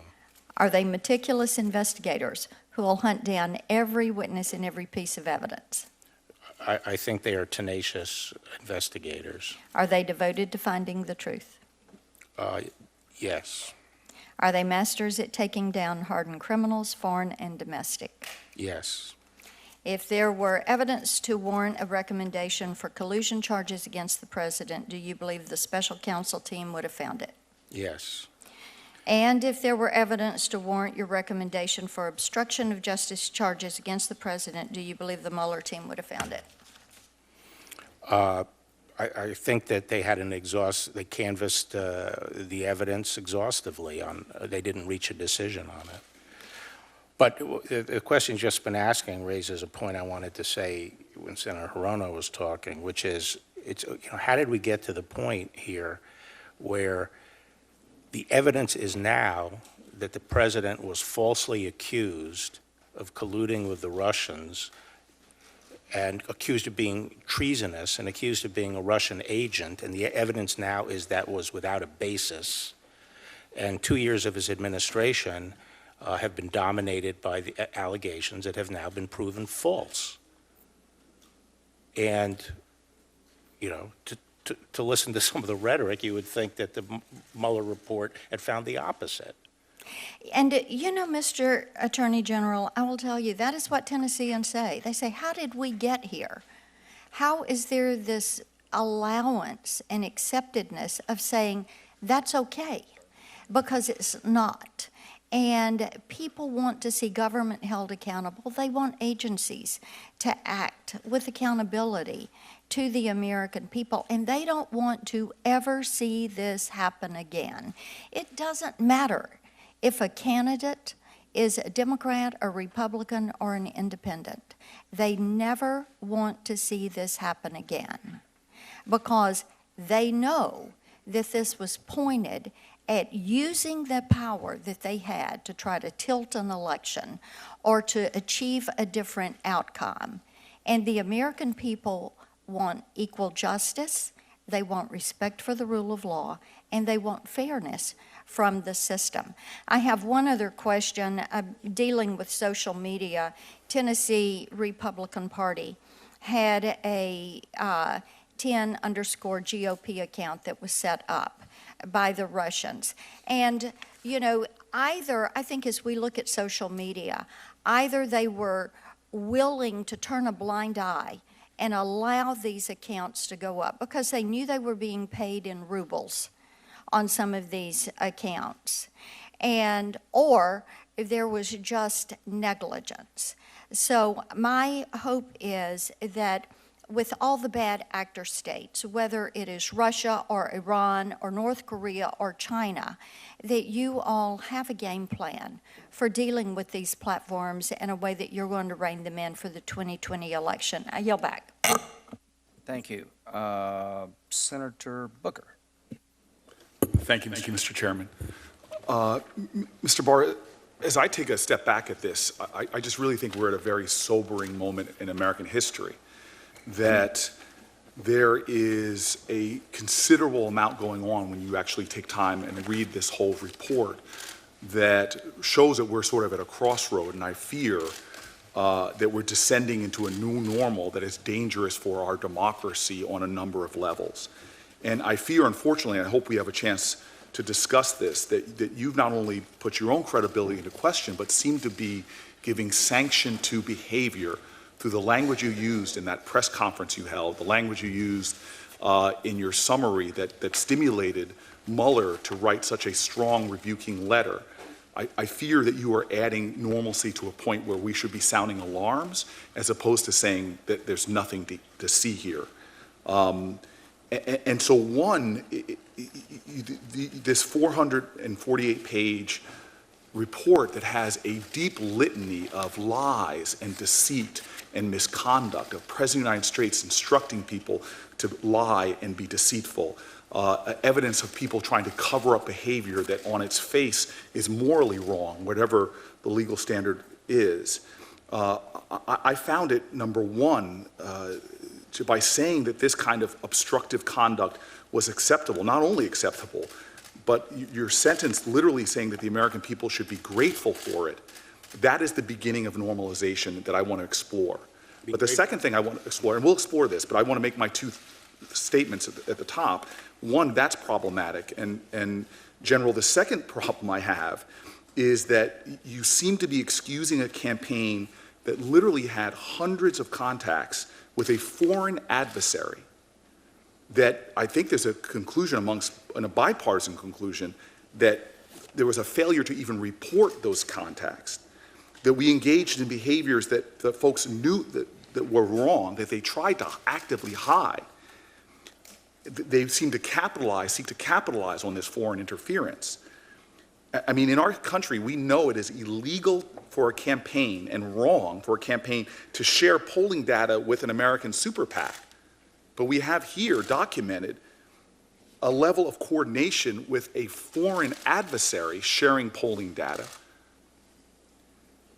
And we seem to be, and your conduct seems to be, trying to normalize that behavior. And that's why I think we are in such a serious moment that is eroding the cultures of this democracy and the security of this democracy. And so let's just get into some of this specifically.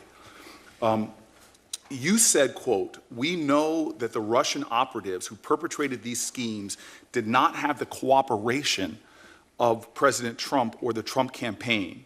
That is something that all Americans can and should be grateful to have confirmed." The things I just mentioned, a willingness to meet with Russian operatives in order to capitalize on information, I don't think that's something that should be grateful.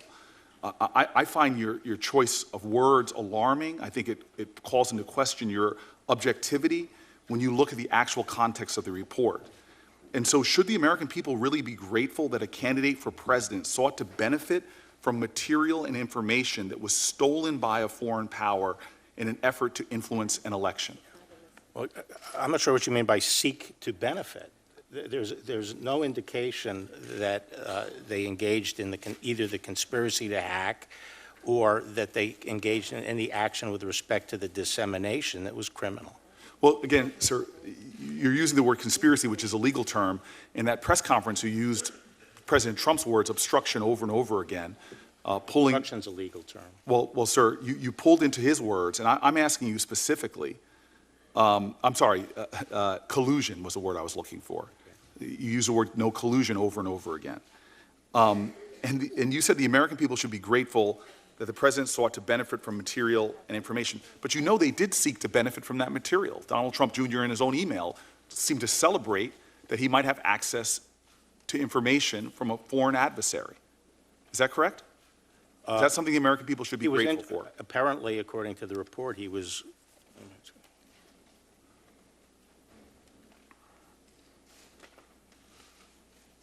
Yeah. Apparently, he was interested in seeing what this Russian woman had in the way of, quote, and did not report it, as I think everybody who's in politics knows it's something you should do. Should the American people be grateful that in the face of our attack on our democracy by a foreign adversary, that the President of the United States made several documented attempts to thwart an investigation into the links between his campaigns and Russia? You use that word grateful again, that the American people should be grateful. Is that something we should be grateful for?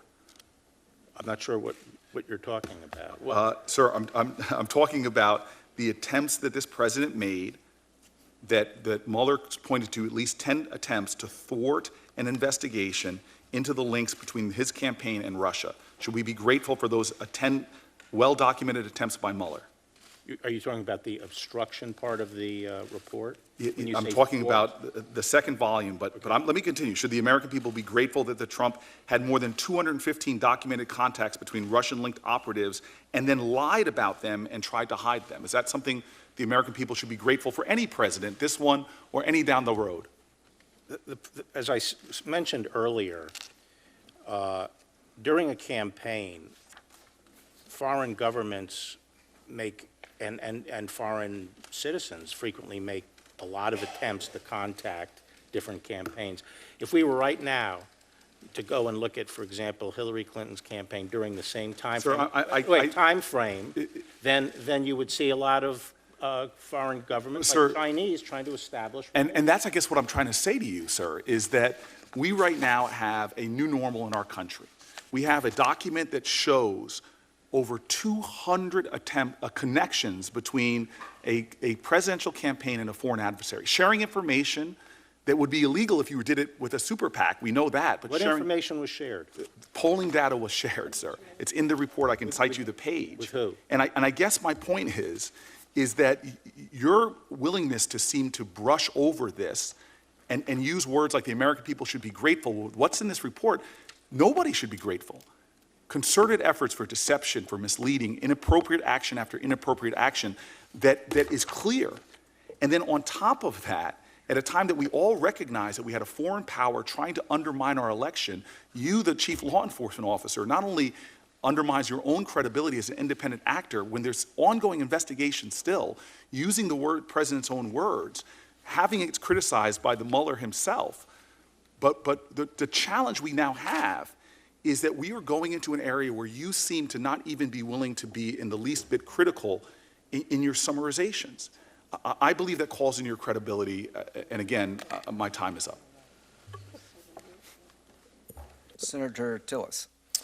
Thank you, Mr. Chairman. General Barr, thank you for being here. In the last sentence on page 1 of your 4-page memo, it states that the special counsel issued more than 2,800 subpoenas, executed nearly 500 search warrants, obtained more than 230 orders for communication records, issued almost 50 orders authorizing the use of pen registers, made 13 requests of foreign governments for evidence, and interviewed approximately 500 people.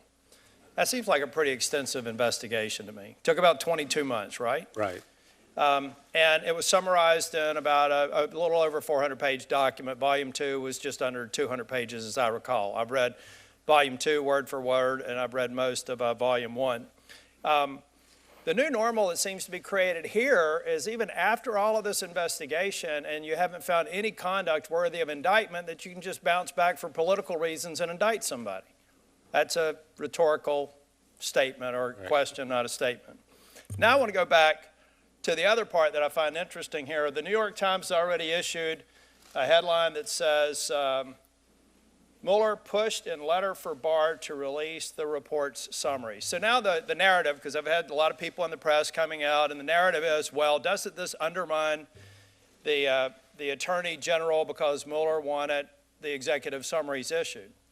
Now I want to go back to what you said in your opening statement.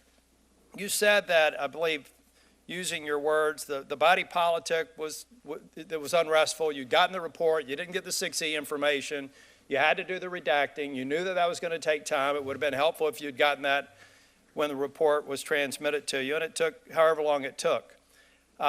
You issued the summary, you used the analogy of announcing the verdict and waiting for the transcript. Did you ever at any point say, you know, what I really want to do is issue this letter and then let the news media play with it for 3 or 4 weeks and then we'll get the redacted version out? Did that ever cross your mind?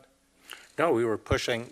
To get it done as soon as possible. To get the report out as soon as possible. And at any point in time when the president had the opportunity to issue their own advice on redactions or assert executive privilege over the course of the weeks that you were doing the review of the report, did you ever get advice from the president or from anybody in the White House to assert executive privilege or to redact any portion of the document? No. None. And so the narrative between the letter and the redaction process was, we're going to get a report that's 80% redacted.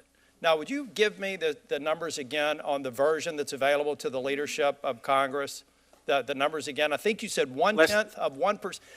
We're skipping over volume 1 and we're spending time on volume 2. Yes, Did I hear you say that the legislative leaders have access to all but 1/10 of 1% of the entire report? Approximately, Right. yes. So, guys, you can go out and spend this any way you want to, but the data is there.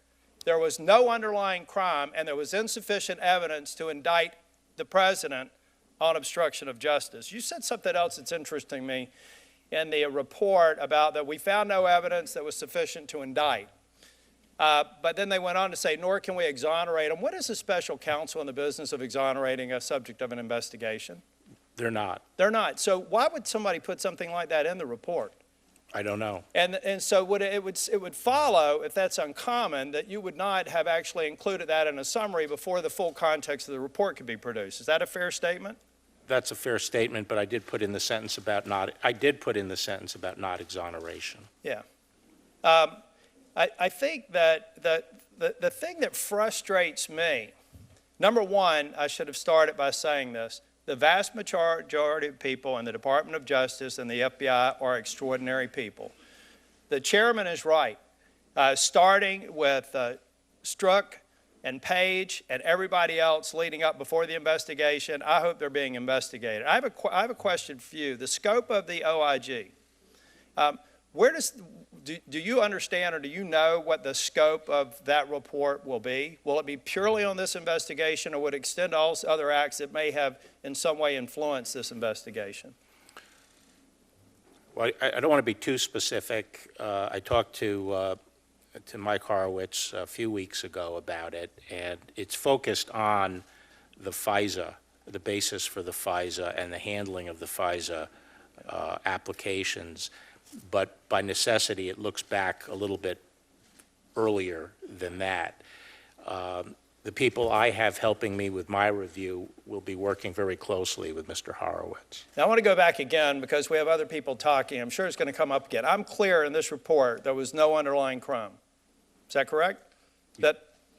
Yes. And that's the conclusion of the report. And there was insufficient evidence or insufficient evidence to assert that the president obstructed justice. And a lot of that evidence was in the public eye because we've talked about tweets and public statements and a number of other things that we're trying to use to assert as evidence for obstruction of justice. It seems odd to me that people on this committee that pound and pound over and over again that you're innocent until proven guilty with the extent of this report, with the number of resources, nearly $30 million, when the facts don't lead to the outcome that you wanted, the one that the marketing department wanted, to use this as a political tool for the next 20 months. It seems odd to me that we'd go down the path of saying that, well, in spite of all the work, we're going to indict them anyway, and if we can't indict them, then we're going to impugn your integrity and call you a liar. I find that behavior on this committee despicable. Thank you. Senator Harris. Thank you, Mr. Chairman. Attorney General Barr, has the President or anyone at the White House ever asked or suggested that you open an investigation of anyone? I wouldn't. Yes or no? Could you repeat that question? I will repeat. Has the president or anyone at the White House ever asked or suggested that you open an investigation of anyone? Yes or no, please, sir? The president or anybody else? Seems you would remember something like that and be able to tell us.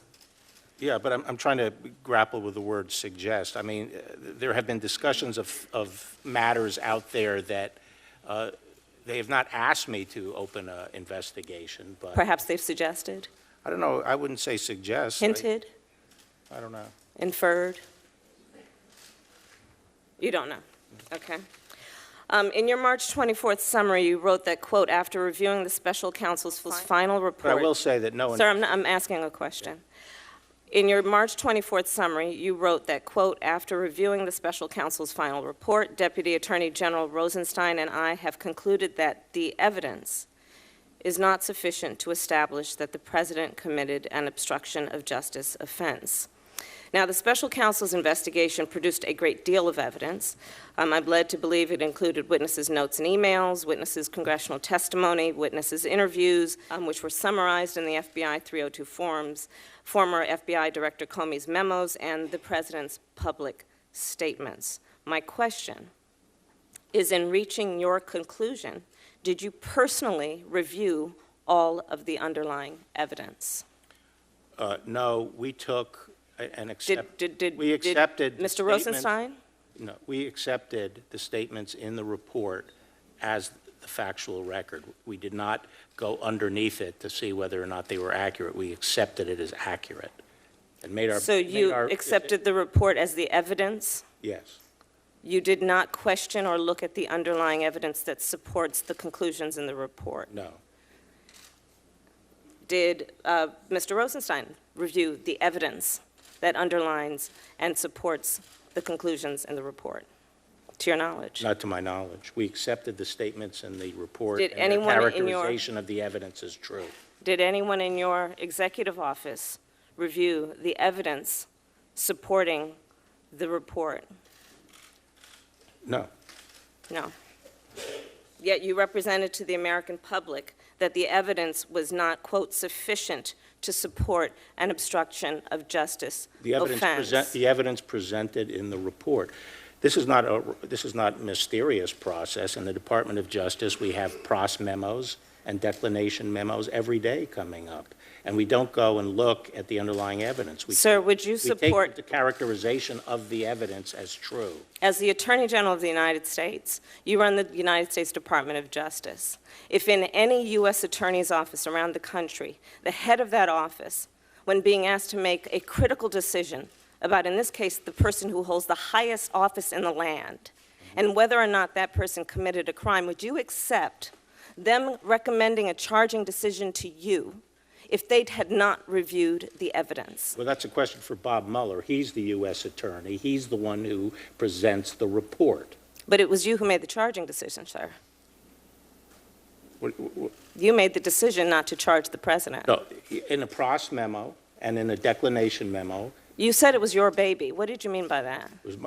it was my baby to decide whether or not to disclose it to the public. And whose decision was and- it? Who had the power to make the decision about whether or not the evidence was sufficient to make a determination of whether there had been an obstruction of justice? Prosecution memos go up to the supervisor. In this case, it was the Attorney General and the Deputy Attorney General who decide on the final decision. And that is based on the memo as presented by the U.S. Attorney's Office.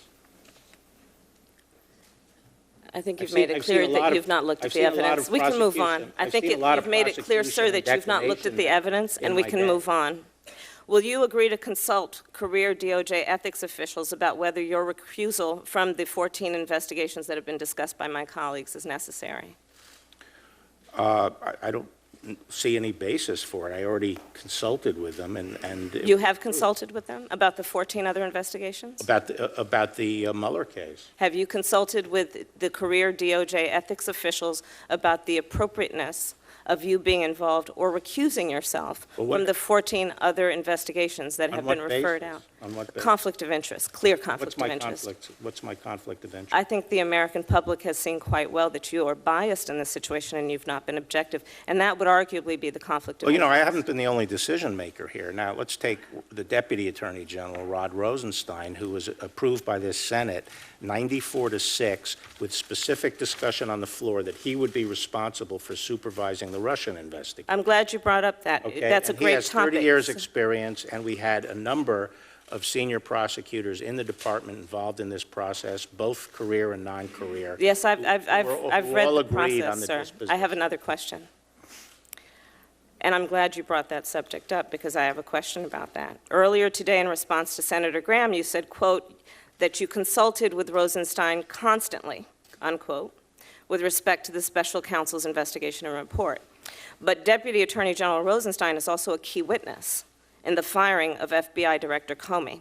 Did you consult Well, that's with, I'm not finished. Yeah. Did you consult with DOJ ethics officials before you enlisted Rod Rosenstein to participate in a charging decision for an investigation, the subject of which he is also a witness? My understanding was that he had been cleared already to participate in it by the... So you had consulted with them and they cleared it? No, I think they cleared it when he took over the investigation. Did you That's my consult? understanding. You don't know whether he's been cleared of a He- conflict of interest? He would be participating if there was a conflict of interest. So you're saying that it did not need to be reviewed by the career ethics officials in your office believe to it- I determine believe if it it was was- appropriate? Well, I believe it was reviewed, and I And what would was the also point finding? out this seems to be a bit of a flip-flop, because when the president's Sir, supporters the were challenging flip-flop, I think, in this Rosenstein... case is that you're not answering the question directly. What? Did the ethics officials in your office, in the Department of Justice, review the appropriateness of Rod Rosenstein being a part of making a charging decision on an investigation which he is also a witness in? Yeah, so, as I said, my understanding was he had been cleared, and he had been cleared before I arrived. In making a decision on the Mueller report? Yes. And the findings of whether or not the case would be charged on obstruction of justice? He had been cleared on that? He was the acting attorney general on the Mueller investigation. Had he been cleared He had been... to make, I am... by your side, a I decision am informed that before I arrived, he had been cleared by the ethics officials, of what? serving as acting attorney general on the Mueller case. How about making a charging decision on obstruction of justice? That is what the underlying acting offenses, which include him as a witness. You know, that's what the acting attorney general's job is. To be a witness and to make the decision about being a prosecutor? Well, no, but to make charging decisions. I have nothing else. My time is right out. Thank you. Senator, let's see, we got Senator Cruz. I'd like to do short second rounds. I've got to go to another hearing at 2:40. We're going to take 4 votes, but to my colleagues on the other side, I'd like to do a very short second round and wrap it up. Oh, I'm sorry, Senator Crapo, I apologize. All right, thank you. Attorney General Barr, I know you've gone through almost everything that could have been asked so far today, and I'm going to go over a few things that you've already talked about, but I appreciate your willingness to get into it with me. First, I want to talk about the letter of March 27th that's been talked about a lot from Mr. Mueller. First, could you tell me who released that letter to the public?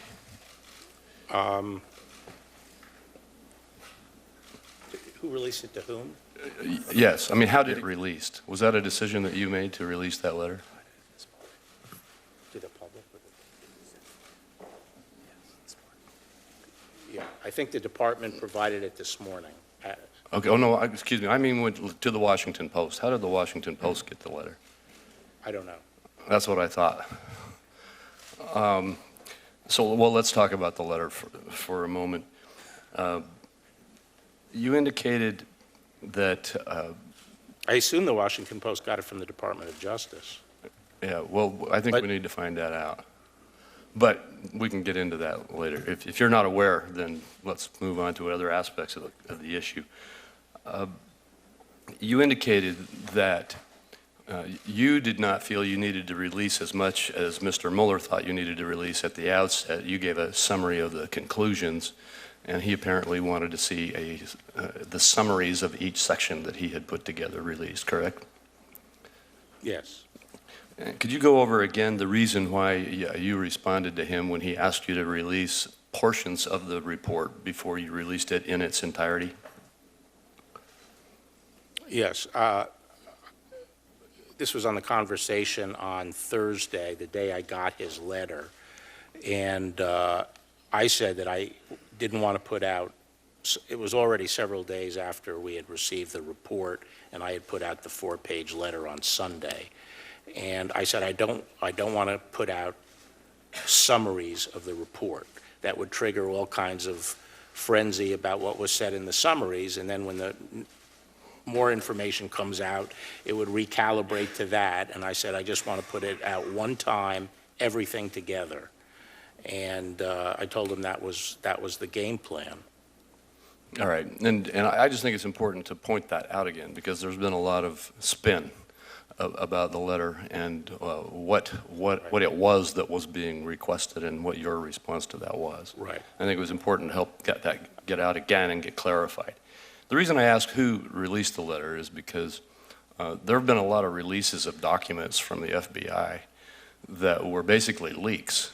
And I was just curious as to whether that letter was a leak. I'm not asking you that to go into that. I think what happened, I mean, I hope my people jump me if I'm wrong on this, but I think the fact of the information about Mueller's concerns were leaked, and I think some news organizations were starting to ask about that. And so then the letter was in that context, I think the letter was provided. Is that accurate? So there were leaks, at least about the concerns and the conversations that you had had. Yes. That gets back to the broader question of leaks that I want to get into now. And you've had a number of people, senators, have asked you about the perceived bias at the FBI. And I heard your responses earlier that you believe the culture at the FBI is strong and solid, and I agree with that.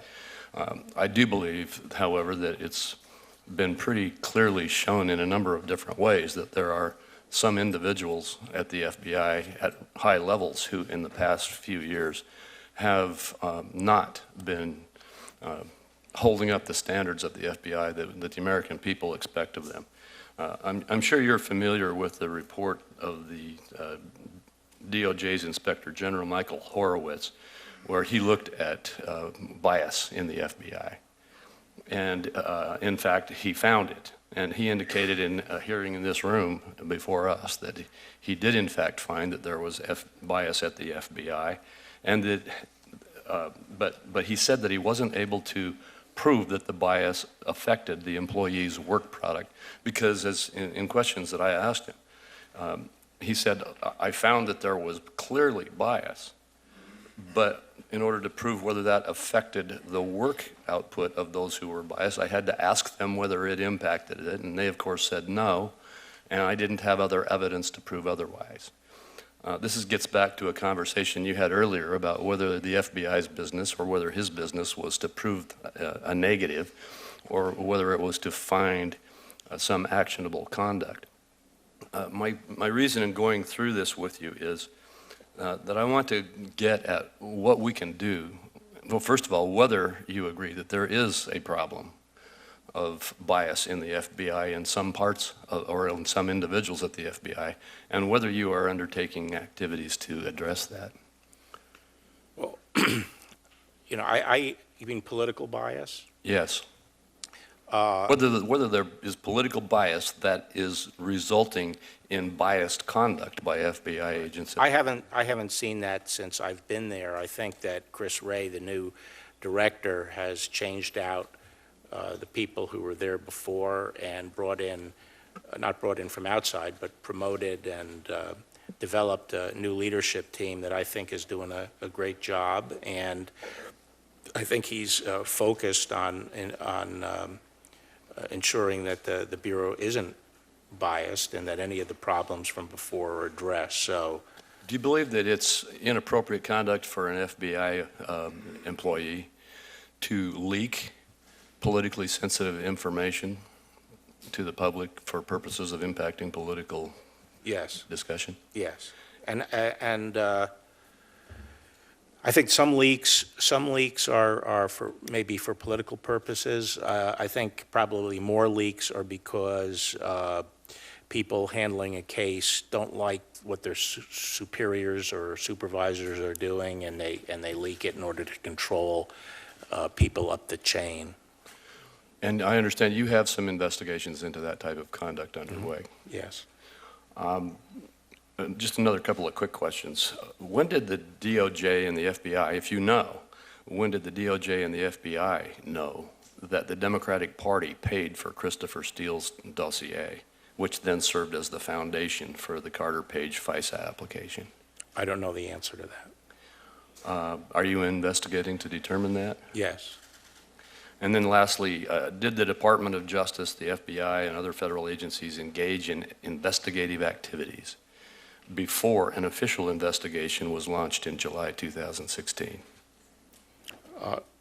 I don't know the answer to that, but that's one of the... You're also investigating Yes. that. All right. Thank you very much, Attorney General. Senator Cruz. Thank you, Mr. Chairman. General Barr, thank you for your testimony. And let me start by just saying thank you. You've had an extraordinarily successful legal career. You didn't have to take this job. And you stepped forward and answered the call yet again, knowing full well that you would be subject to the kind of slanderous treatment, the Kavanaugh treatment, that we have seen of senators impugning your integrity. And I, for one, am grateful that you answered that call and are leading the Department of Justice both with integrity and fidelity to law. That is what the nation rightly expects of our Attorney General, and I believe you are performing that very ably. I think this hearing today has been quite revealing to anyone watching it, although perhaps not for the reason some of the Democratic senators intended. One thing that's revealing in the discussion and questions that came up, a word that occurred almost none at all, is the word Russia.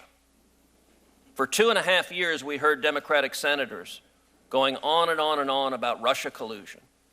We heard journalists going on and on and on about Russia collusion, alleging, among other things, some using extreme rhetoric, calling the president a traitor.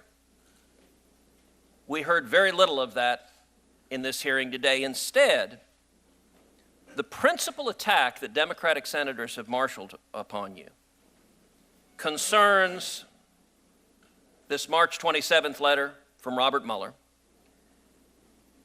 And it's an attack that I want people to understand just how revealing it is. If this is their whole argument, they ain't got nothing. So their argument is as follows, and let me see if I understand it correctly. You initially, when you received the Mueller report, released to Congress and the public a 4-page summary of the conclusions. Then on March 27th, Mr. Mueller asked you to release an additional 19 pages, the introduction and summary that he had drafted. And indeed, in the letter, what he says is, quote, I am requesting that you provide these materials to Congress and authorize their public release at this time. And the reason he says it is that to fully capture the context, nature, and substance of the office's work and conclusion. So you did not release those 19 pages at that time. Instead, a couple of weeks later, you released 448 pages, the entire report, which includes those 19 pages. Do I have that timeline correct? That's right. So their entire argument is, General Barr, you suppressed the 19 pages that are entirely public, that we have, that we can read, that they know every word of it. And their complaint is it was delayed a few weeks. And that was because of your decision not to release the report piecemeal, but rather to release those 19 pages along with the entire 448 pages produced by the special counsel. Yes. If that is their argument, I have to say that is an exceptionally weak argument. Because if you're hiding something, I'll tell you right now, General Barr, you're doing a very lousy job of hiding it. Because the thing that they're suggesting you hid, you released to Congress and the American people. And so if anyone wants to know what's in those 19 pages that are being so breathlessly, oh, Bob Mueller said release the 19 pages, you did. You did it a couple of weeks later. But we can read every word of the 19 pages along with the full report. In your judgment, was the Mueller report thorough? Yes. Did they expend enormous time, energy, and resources investigating and producing that report? Yes. And the Mueller report concluded flat out on the question of Russian collusion, the evidence did not support criminal charges. That's right. And indeed, the Mueller report, if I have these stats right, was compiled by 19 lawyers who were on the team, approximately 40 FBI agents, intelligence analysts, forensic accountants, and professional staff.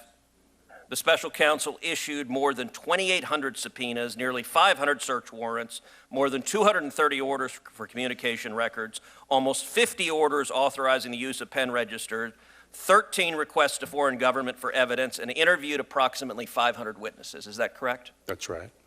So we have investigated over and over and over again, and the substance of the accusations that have been leveled at the president for 2.5 years have magically disappeared. Instead, the complaint is the 19 pages that we can all read that is entirely public, could have been released a few weeks earlier. Oh, the calamity. Let me shift to a different topic, a topic that has been addressed already quite a bit.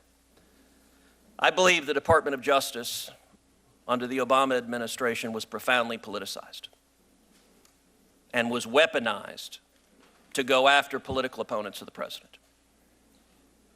If that is the case, would you agree that politicizing the Department of Justice and weaponizing it to go after your political opponents is an abuse of power? I think it's an abuse of power regardless of who does it. Of course. Yeah. To the best of your knowledge, when did surveillance of the Trump campaign begin? The position today appears to be that it began in July, but I do not know the answer to the question. It is an unusual thing, is it not, for the Department of Justice to be investigating a candidate for president, particularly a candidate from the opposing party of the party in power? Yes. Do we know if the Obama administration investigated any other candidates running for president? I don't know. Do we know if they wiretapped any other? I guess they were investigating Hillary Clinton for the email.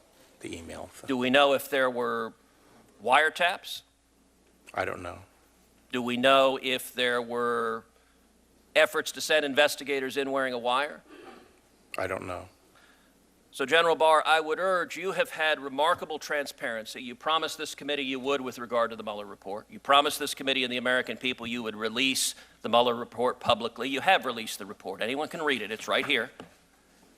I appreciate that transparency. I would ask you to bring the same transparency to this line of questioning about whether and the extent to which the previous administration politicized the Department of Justice, targeted their political rivals, and used law enforcement and intelligence assets to surveil them improperly.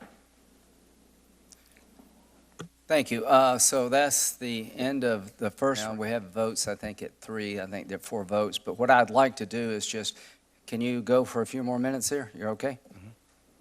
You all right? Yes. Okay, good. Senator Leahy, you're next. We'll do 3-minute second rounds. Senator Feinstein noted that she felt the FBI would be derelict at duty if it did not investigate after learning from Australia, not the Trump administration, but Australia. The Trump campaign knew Russia had stolen Democratic emails before the victims knew, and they were told the Russians could assist in a campaign with the stolen emails. The FBI was right to look into it. That resulted, of course, in 37 indictments. But let me ask you, Mr. Barr, in your March 24 letter, you claim that the lack of evidence of an underlying crime bears on whether the president had the requisite intent to commit obstruction of justice? Well, there are numerous reasons why somebody might interfere with investigations.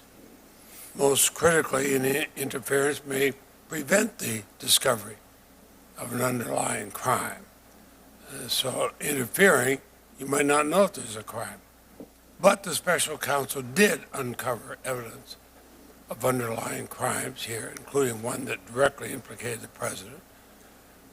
And didn't we learn due to the special counsel's investigation that Donald Trump is known as Individual One in the Southern District of New York, directing hush payments as part of a criminal scheme to violate campaign finance laws? That matter was discovered by a special counsel referred to the Southern District of New York. Is that correct? Yes. Thank you. And we have, the Mueller report references a dozen ongoing investigations stemming from the special counsel's investigation. Will you commit that you will not interfere with those investigations? Can you say? Do you commit that you will not interfere with the dozen ongoing investigations? I will supervise those investigations as Attorney General. Will you let them reach natural conclusions without interference from the White House? Let me put it that way then. Yes. Thank you. Did you, yeah, as I said when I was up for confirmation, part of my responsibility is to make sure there is no political interference in cases. Well, and you testified a number of things, and that's why I'm double-checking. You, in the Appropriations Committee, I asked you whether Mr. Mueller expressed any expectation or interest in leaving the obstruction decision to Congress, and you testified he didn't say that to you. Actually, what you said, he didn't say that to me. Right. But then he has numerous references in his report to Congress playing a role in deciding whether the president committed obstruction of justice. So I know you testified many times, but that testimony was not correct. That's not correct. I think it is correct. I mean, he has not said that he conducted the investigation in order to turn it over to Congress. That would be very inappropriate. That's not what the Justice Department does. He included numerous references in his report to Congress playing a role in it. Volume 2, page 8, conclusion that Congress may apply the obstruction laws to the president's corrupt exercise of the powers of office in accordance with our constitutional system of justice. Yeah, I don't think Bob Mueller was suggesting that the next step here was for him to turn this stuff over to Congress to act upon. That's not why we conduct grand jury investigations. And President Trump, I am correct in my earlier statement, never allowed anybody to interview him directly under oath. Is that correct? I think that's correct. Even though he said he was ready to testify. Thank you. Well, could I? Sure. A point you raised about the absence of a underlying crime. One point I was trying to make earlier is the absence of an underlying crime doesn't necessarily mean that there would be other motives for obstruction, although it gets a little bit harder to prove and more speculative as to what those motives might be. But the point I was trying to make earlier is that in the situation of the president, who has constitutional authority to supervise proceedings, if in fact a proceeding was not well-founded, if it was a groundless proceeding, if it was based on false allegations, the president does not have to sit there constitutionally and allow it to run its course. The president could terminate that proceeding, and it would not be a corrupt intent because he was being falsely accused, and he would be worried about the impact on his administration.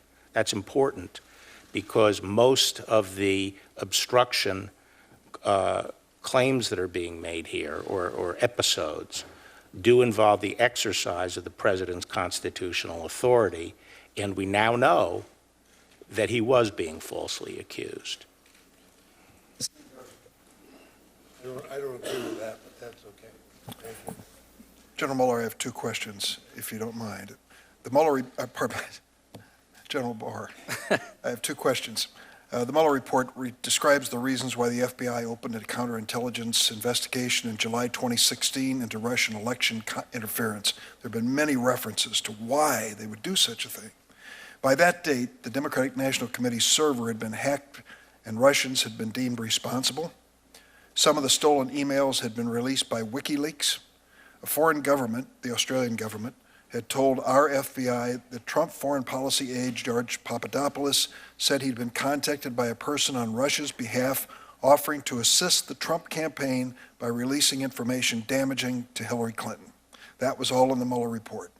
Do you believe that it was an appropriate predicate for opening a counterintelligence investigation to determine whether Russia had targeted people on the Trump campaign to offer hacked information that might impact a presidential election? I'd have to see exactly what the report was from Downer, the Australian Downer, and exactly what he quoted Papadopoulos as saying. But from what you just read, I'm not sure what the correlation was between the Russians having dirt and jumping to the conclusion that that suggested foreknowledge of the hacking. According to Mr. Mueller and his report, this involvement of Trump foreign policy aide George Papadopoulos had something to do with their conclusion. I'd like to ask you a separate issue. It's been reported that on April 16th, you received a waiver to participate in the investigation and litigation of the so-called 1MDB matter. This is an investigation into a Malaysian company for alleged money laundering. According to news reports, as part of this investigation, the U.S. Attorney's Office for the Eastern District of New York is investigating whether a Malaysian national illegally donated to the Trump Inaugural Committee with money taken from 1MDB. You sought a waiver to participate in this matter, even though your former law firm, Kirkland & Ellis, represents an entity involved in the investigation, namely Goldman Sachs. How many waivers have you received to allow you to participate in matters or investigations involving Trump businesses, the Trump campaign, or the Trump Inaugural Committee? None. You did seek a waiver in this case? Actually, the impetus, as I recall, and people should jump me if I'm wrong, but it didn't come from me. I was asked to seek a waiver in this case.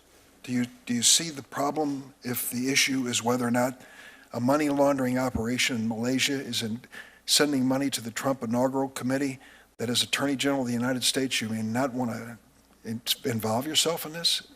Well, no, I don't.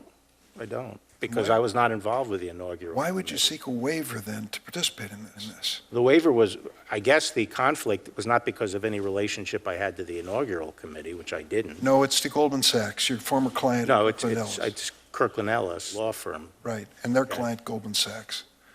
I just don't understand why you would touch that hot stove. Well, that's a good. You sought the waiver. That's why I'm asking the question.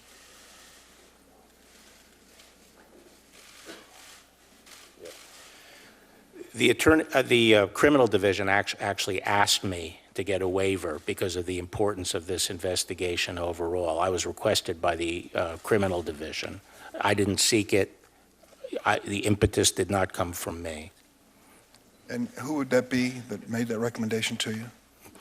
I am told it was the criminal division. Mr. Benchkowski?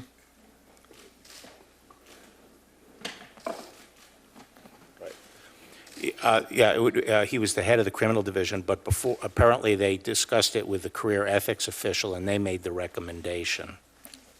Thank you. Senator Whitehouse. Mr. Barr, a couple of timing questions. You said that on March 5th, Mr. Mueller came to you and said that he was going to not make a decision on obstruction, leave that to you. He didn't say he was leaving it to me. That he was not going to make an obstruction. Right. On March 24th, you set out the letter describing your decision. Somewhere between March 5th and March 24th, you made that decision. When was that? We started talking about it on March 5th, and there had already been a lot of discussions prior to March 5th involving the deputy, the principal associate deputy in the Office of Legal Counsel that had dealings with the special counsel's office. So they had knowledge of a number of the episodes and some of the thinking of the special counsel's office. So right after March 5th, we started discussing what the implications of this were and how we would view, And you made the decision when? Probably on Sunday, the 24th. That was the day the letter came out. Yes. You We made the literally decision didn't and make sent- the decision until the letter came out? You must No, have told no. somebody how to write the letter. You couldn't. When did you actually decide that there was no obstruction? The 24th. Okay. When did you get the first draft of the Mueller report? The first, it wasn't a draft, we got the final. The first version of it that you saw? Well, the only version of it I saw. Okay, the only version of it you saw. When you do first The get it? 22nd. The 22nd. Now, you told Senator Harris that you made your decision on the obstruction charge, you and Rosenstein, based on the Mueller report. Do I correctly infer that you made that decision then between the 22nd and the 24th?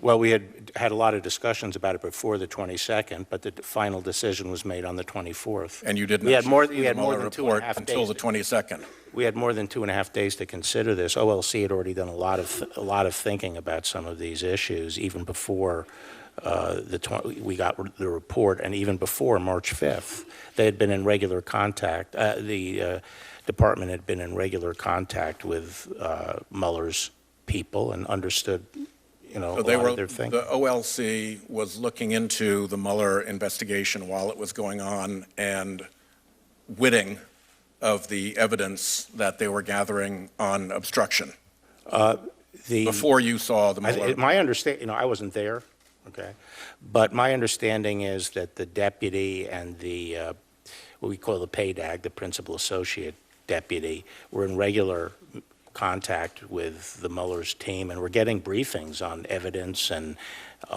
some of their thinking and some of the issues. Did they know enough to know? And OLC was brought into some of those discussions. Did they know enough to know it might need to be redacted before they saw the 322 No. report? The problem we had is we could not identify the 6E material when the report came over. We needed the help of Bob Mueller's team to do that. And lastly, can you assure me that nothing related to obstruction or the Mueller report was discussed at your Office of Legal Counsel brown bag lunch on June 27th?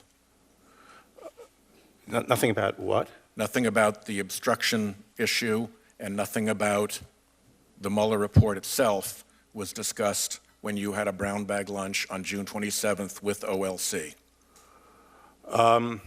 Yeah, I mean, we didn't discuss anything having to do with the Mueller report or Mueller's eventual position on obstruction. Did you discuss your obstruction memo? I forgot if it was then, but I think I've previously said that I mentioned that I had a memo and was sending it to You head of OLC. have not yet said that it was mentioned at this OLC. I don't think, well, it was not at the brown bag lunch, no. My time is up. Okay, the vote has started. We're going to split the time between Senator Klobuchar and Senator Blumenthal. We'll try to go, they won't hold the vote open too long, but let's start with Senator Klobuchar and see if we can do this. Thank you. Mr. Attorney General, on April 27th, President Trump stated, Mueller, I assume, for $35 million, he checked my taxes and he checked my financials. Is that accurate? Did the special counsel review the president's taxes and the Trump organization's financial statements? I don't know. Can you find out if I ask later in a written question? Yes, or you could ask Bob Mueller when he comes here. Okay, well, I'll do that too, but I think I'll also ask you. And then obviously we would want to see them as underlying information. During my earlier questions, we went through a number of actions by the president that the special counsel looked into. My point was that we should be looking into the totality of the evidence and the pattern that the report develops. On page 13 of volume 2, the special counsel instructs that we do something similar. The report says, and this is a quote, Circumstantial evidence that illuminates intent may include a pattern of potentially obstructive acts. On this point, the report cites 3 U.S. cases, U.S. v. Frankhauser, U.S. v. Arnold, and U.S. v. Santolo. Do you agree that obstruction law allows for intent to be informed by a pattern of potentially obstructive acts? Well, intent eventually has to be established by proof beyond a reasonable doubt. Obviously, some inferences can be drawn from circumstantial evidence that can contribute to an overall determination of proof beyond a reasonable doubt. But that's one of the problems with this whole approach that's suggested in the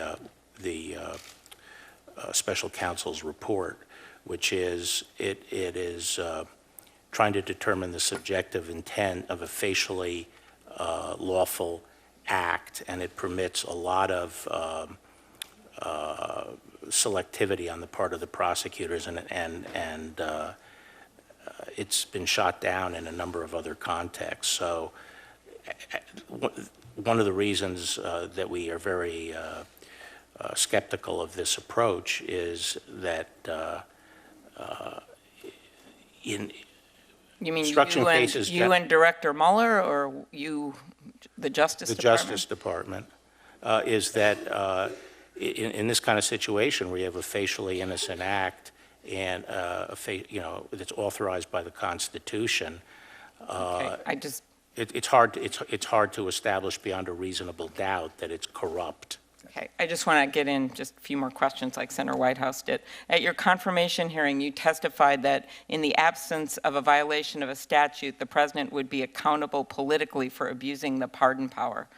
How do you reconcile your suggestion that political accountability is available when the administration is refusing to comply with subpoenas and asserting executive privilege to stand in the way of that very accountability? As to a pardon? No, this was about in your confirmation hearing. You said in the absence of a violation of a statute, the president would be, quote, accountable politically, end quote, for abusing the pardon power if he did. But your question really is abusing any power, not just the pardon power? Mm-hmm. Is that what you're saying? Mm-hmm. Presidents, I mean, it's hard to evaluate that. Presidents have been held accountable before, and as have other office holders. Okay. Last question. Are the president's actions detailed in this report consistent with his oath of office and the requirement in the Constitution that he take care that the laws be faithfully executed? Is what consistent with that? I said, are the president's actions detailed in the report consistent with his oath of office and the requirement in the Constitution that he take care that the laws be faithfully executed? Well, the evidence in the report is conflicting, and there's different evidence, and they don't come to a determination as to how they're coming down on it. And so you made that decision? Yes. And as you know, All right, we got okay 2 minutes left. Senator Blumenthal. Thank you, Mr. Chairman. Attorney General Barr, I wonder if you could tell us about the conversation between yourself and Bob Mueller shortly after your summary was issued. He called you? No, I called him. What prompted you to call him? The letter. Your letter, or his letter? His letter. His letter. So you called him. Yeah. And how long did the conversation last? I don't know, maybe 10, 15 minutes. There were multiple witnesses in the room. It was on the speakerphone. Who was in the room? Among others, the Deputy Attorney General was in the room. Anyone else? Several other people who had been working on the project. Members of your staff? Yes, and the deputy staff. And as best you can recall, in the language that was used, who said what to whom?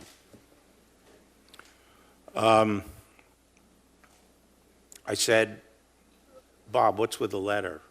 You know, why don't you just pick up the phone and call me if there's an issue? And he said that they were concerned about the way the media was playing this and felt that it was important to get out the summaries, which they felt would put their work in proper context and avoid some of the confusion that was emerging. And I asked him if he felt that my letter was misleading or inaccurate, and he said no, that the press, he felt that the press coverage was, and it was, and that a more complete picture of his thoughts and the context and so forth would deal with that. And I suggested that I would rather just get the whole report out than just putting out stuff seriatim and piecemeal. And but I said I would think about it some more. And the next day I put out a letter that made it clear that no one should read the March 24th letter as a summary of the overall report, and that a full account of Mueller's thinking was going to be in the report, and everyone would have access to it. But there's nothing in Robert Mueller's letter to you about the press. His complaint to you is about your characterization of the report, correct? Well, the letter speaks for itself. It does. And in fact, in response to your question, why not just pick up the phone? This letter was an extraordinary act. A career prosecutor rebuking the Attorney General of the United States, memorializing in writing, right? I know of no other instance of that happening. Do you? I don't consider Bob at this stage a career prosecutor. He's had a career as a prosecutor. Well, but he's he was a very eminent He was the head of the FBI for 12 years. He's a career He's had a law long enforcement career, yeah. professional. Right. Yep. I know of no other instance of. But he was also a political appointee, and he was a political appointee with me at the Department of Justice. The letter's a bit snitty, and I think it was probably written by one of his staff people. Did you make a memorandum of your conversation? Huh? Did you make a memorandum? No, I didn't or make did a anyone memorandum. else? What? Did anyone, either you or anyone on your staff, memorialize your conversation with Robert Mueller? Yes. Who did that? There were notes taken of the call. May we have those notes? No. Why not? Why should you have them? I'll tell you, we got to end this, but I'm going to write a letter to Mr. Mueller, and I'm going to ask him, is there anything you said about that conversation he disagrees with? And if there is, he can come and tell us. Right. So the hearing is now over. And If I Senator may just- Blumenthal, I promise you that if there's any, Mr. Mueller will have a chance to make sure that the conversation relayed by Attorney General Barr is accurate. And I'm going to give him a chance to correct anything you said that he finds misleading or inaccurate, and that will be it. Okay. 5 seconds. Attorney General Barr, I just want to thank you for your service to our country, and I especially today want to thank you for your civility and your composure amidst what has been a needlessly and unfairly hostile environment. Your professionalism has been remarkable. I'm grateful. Thank you. From my point of view, it was pretty interesting, and it got off in a ditch every now and then, but generally speaking, the committee did pretty good, and this is what democracy is all about. Thank you for being our Attorney General. Thank you, Mr. Chairman.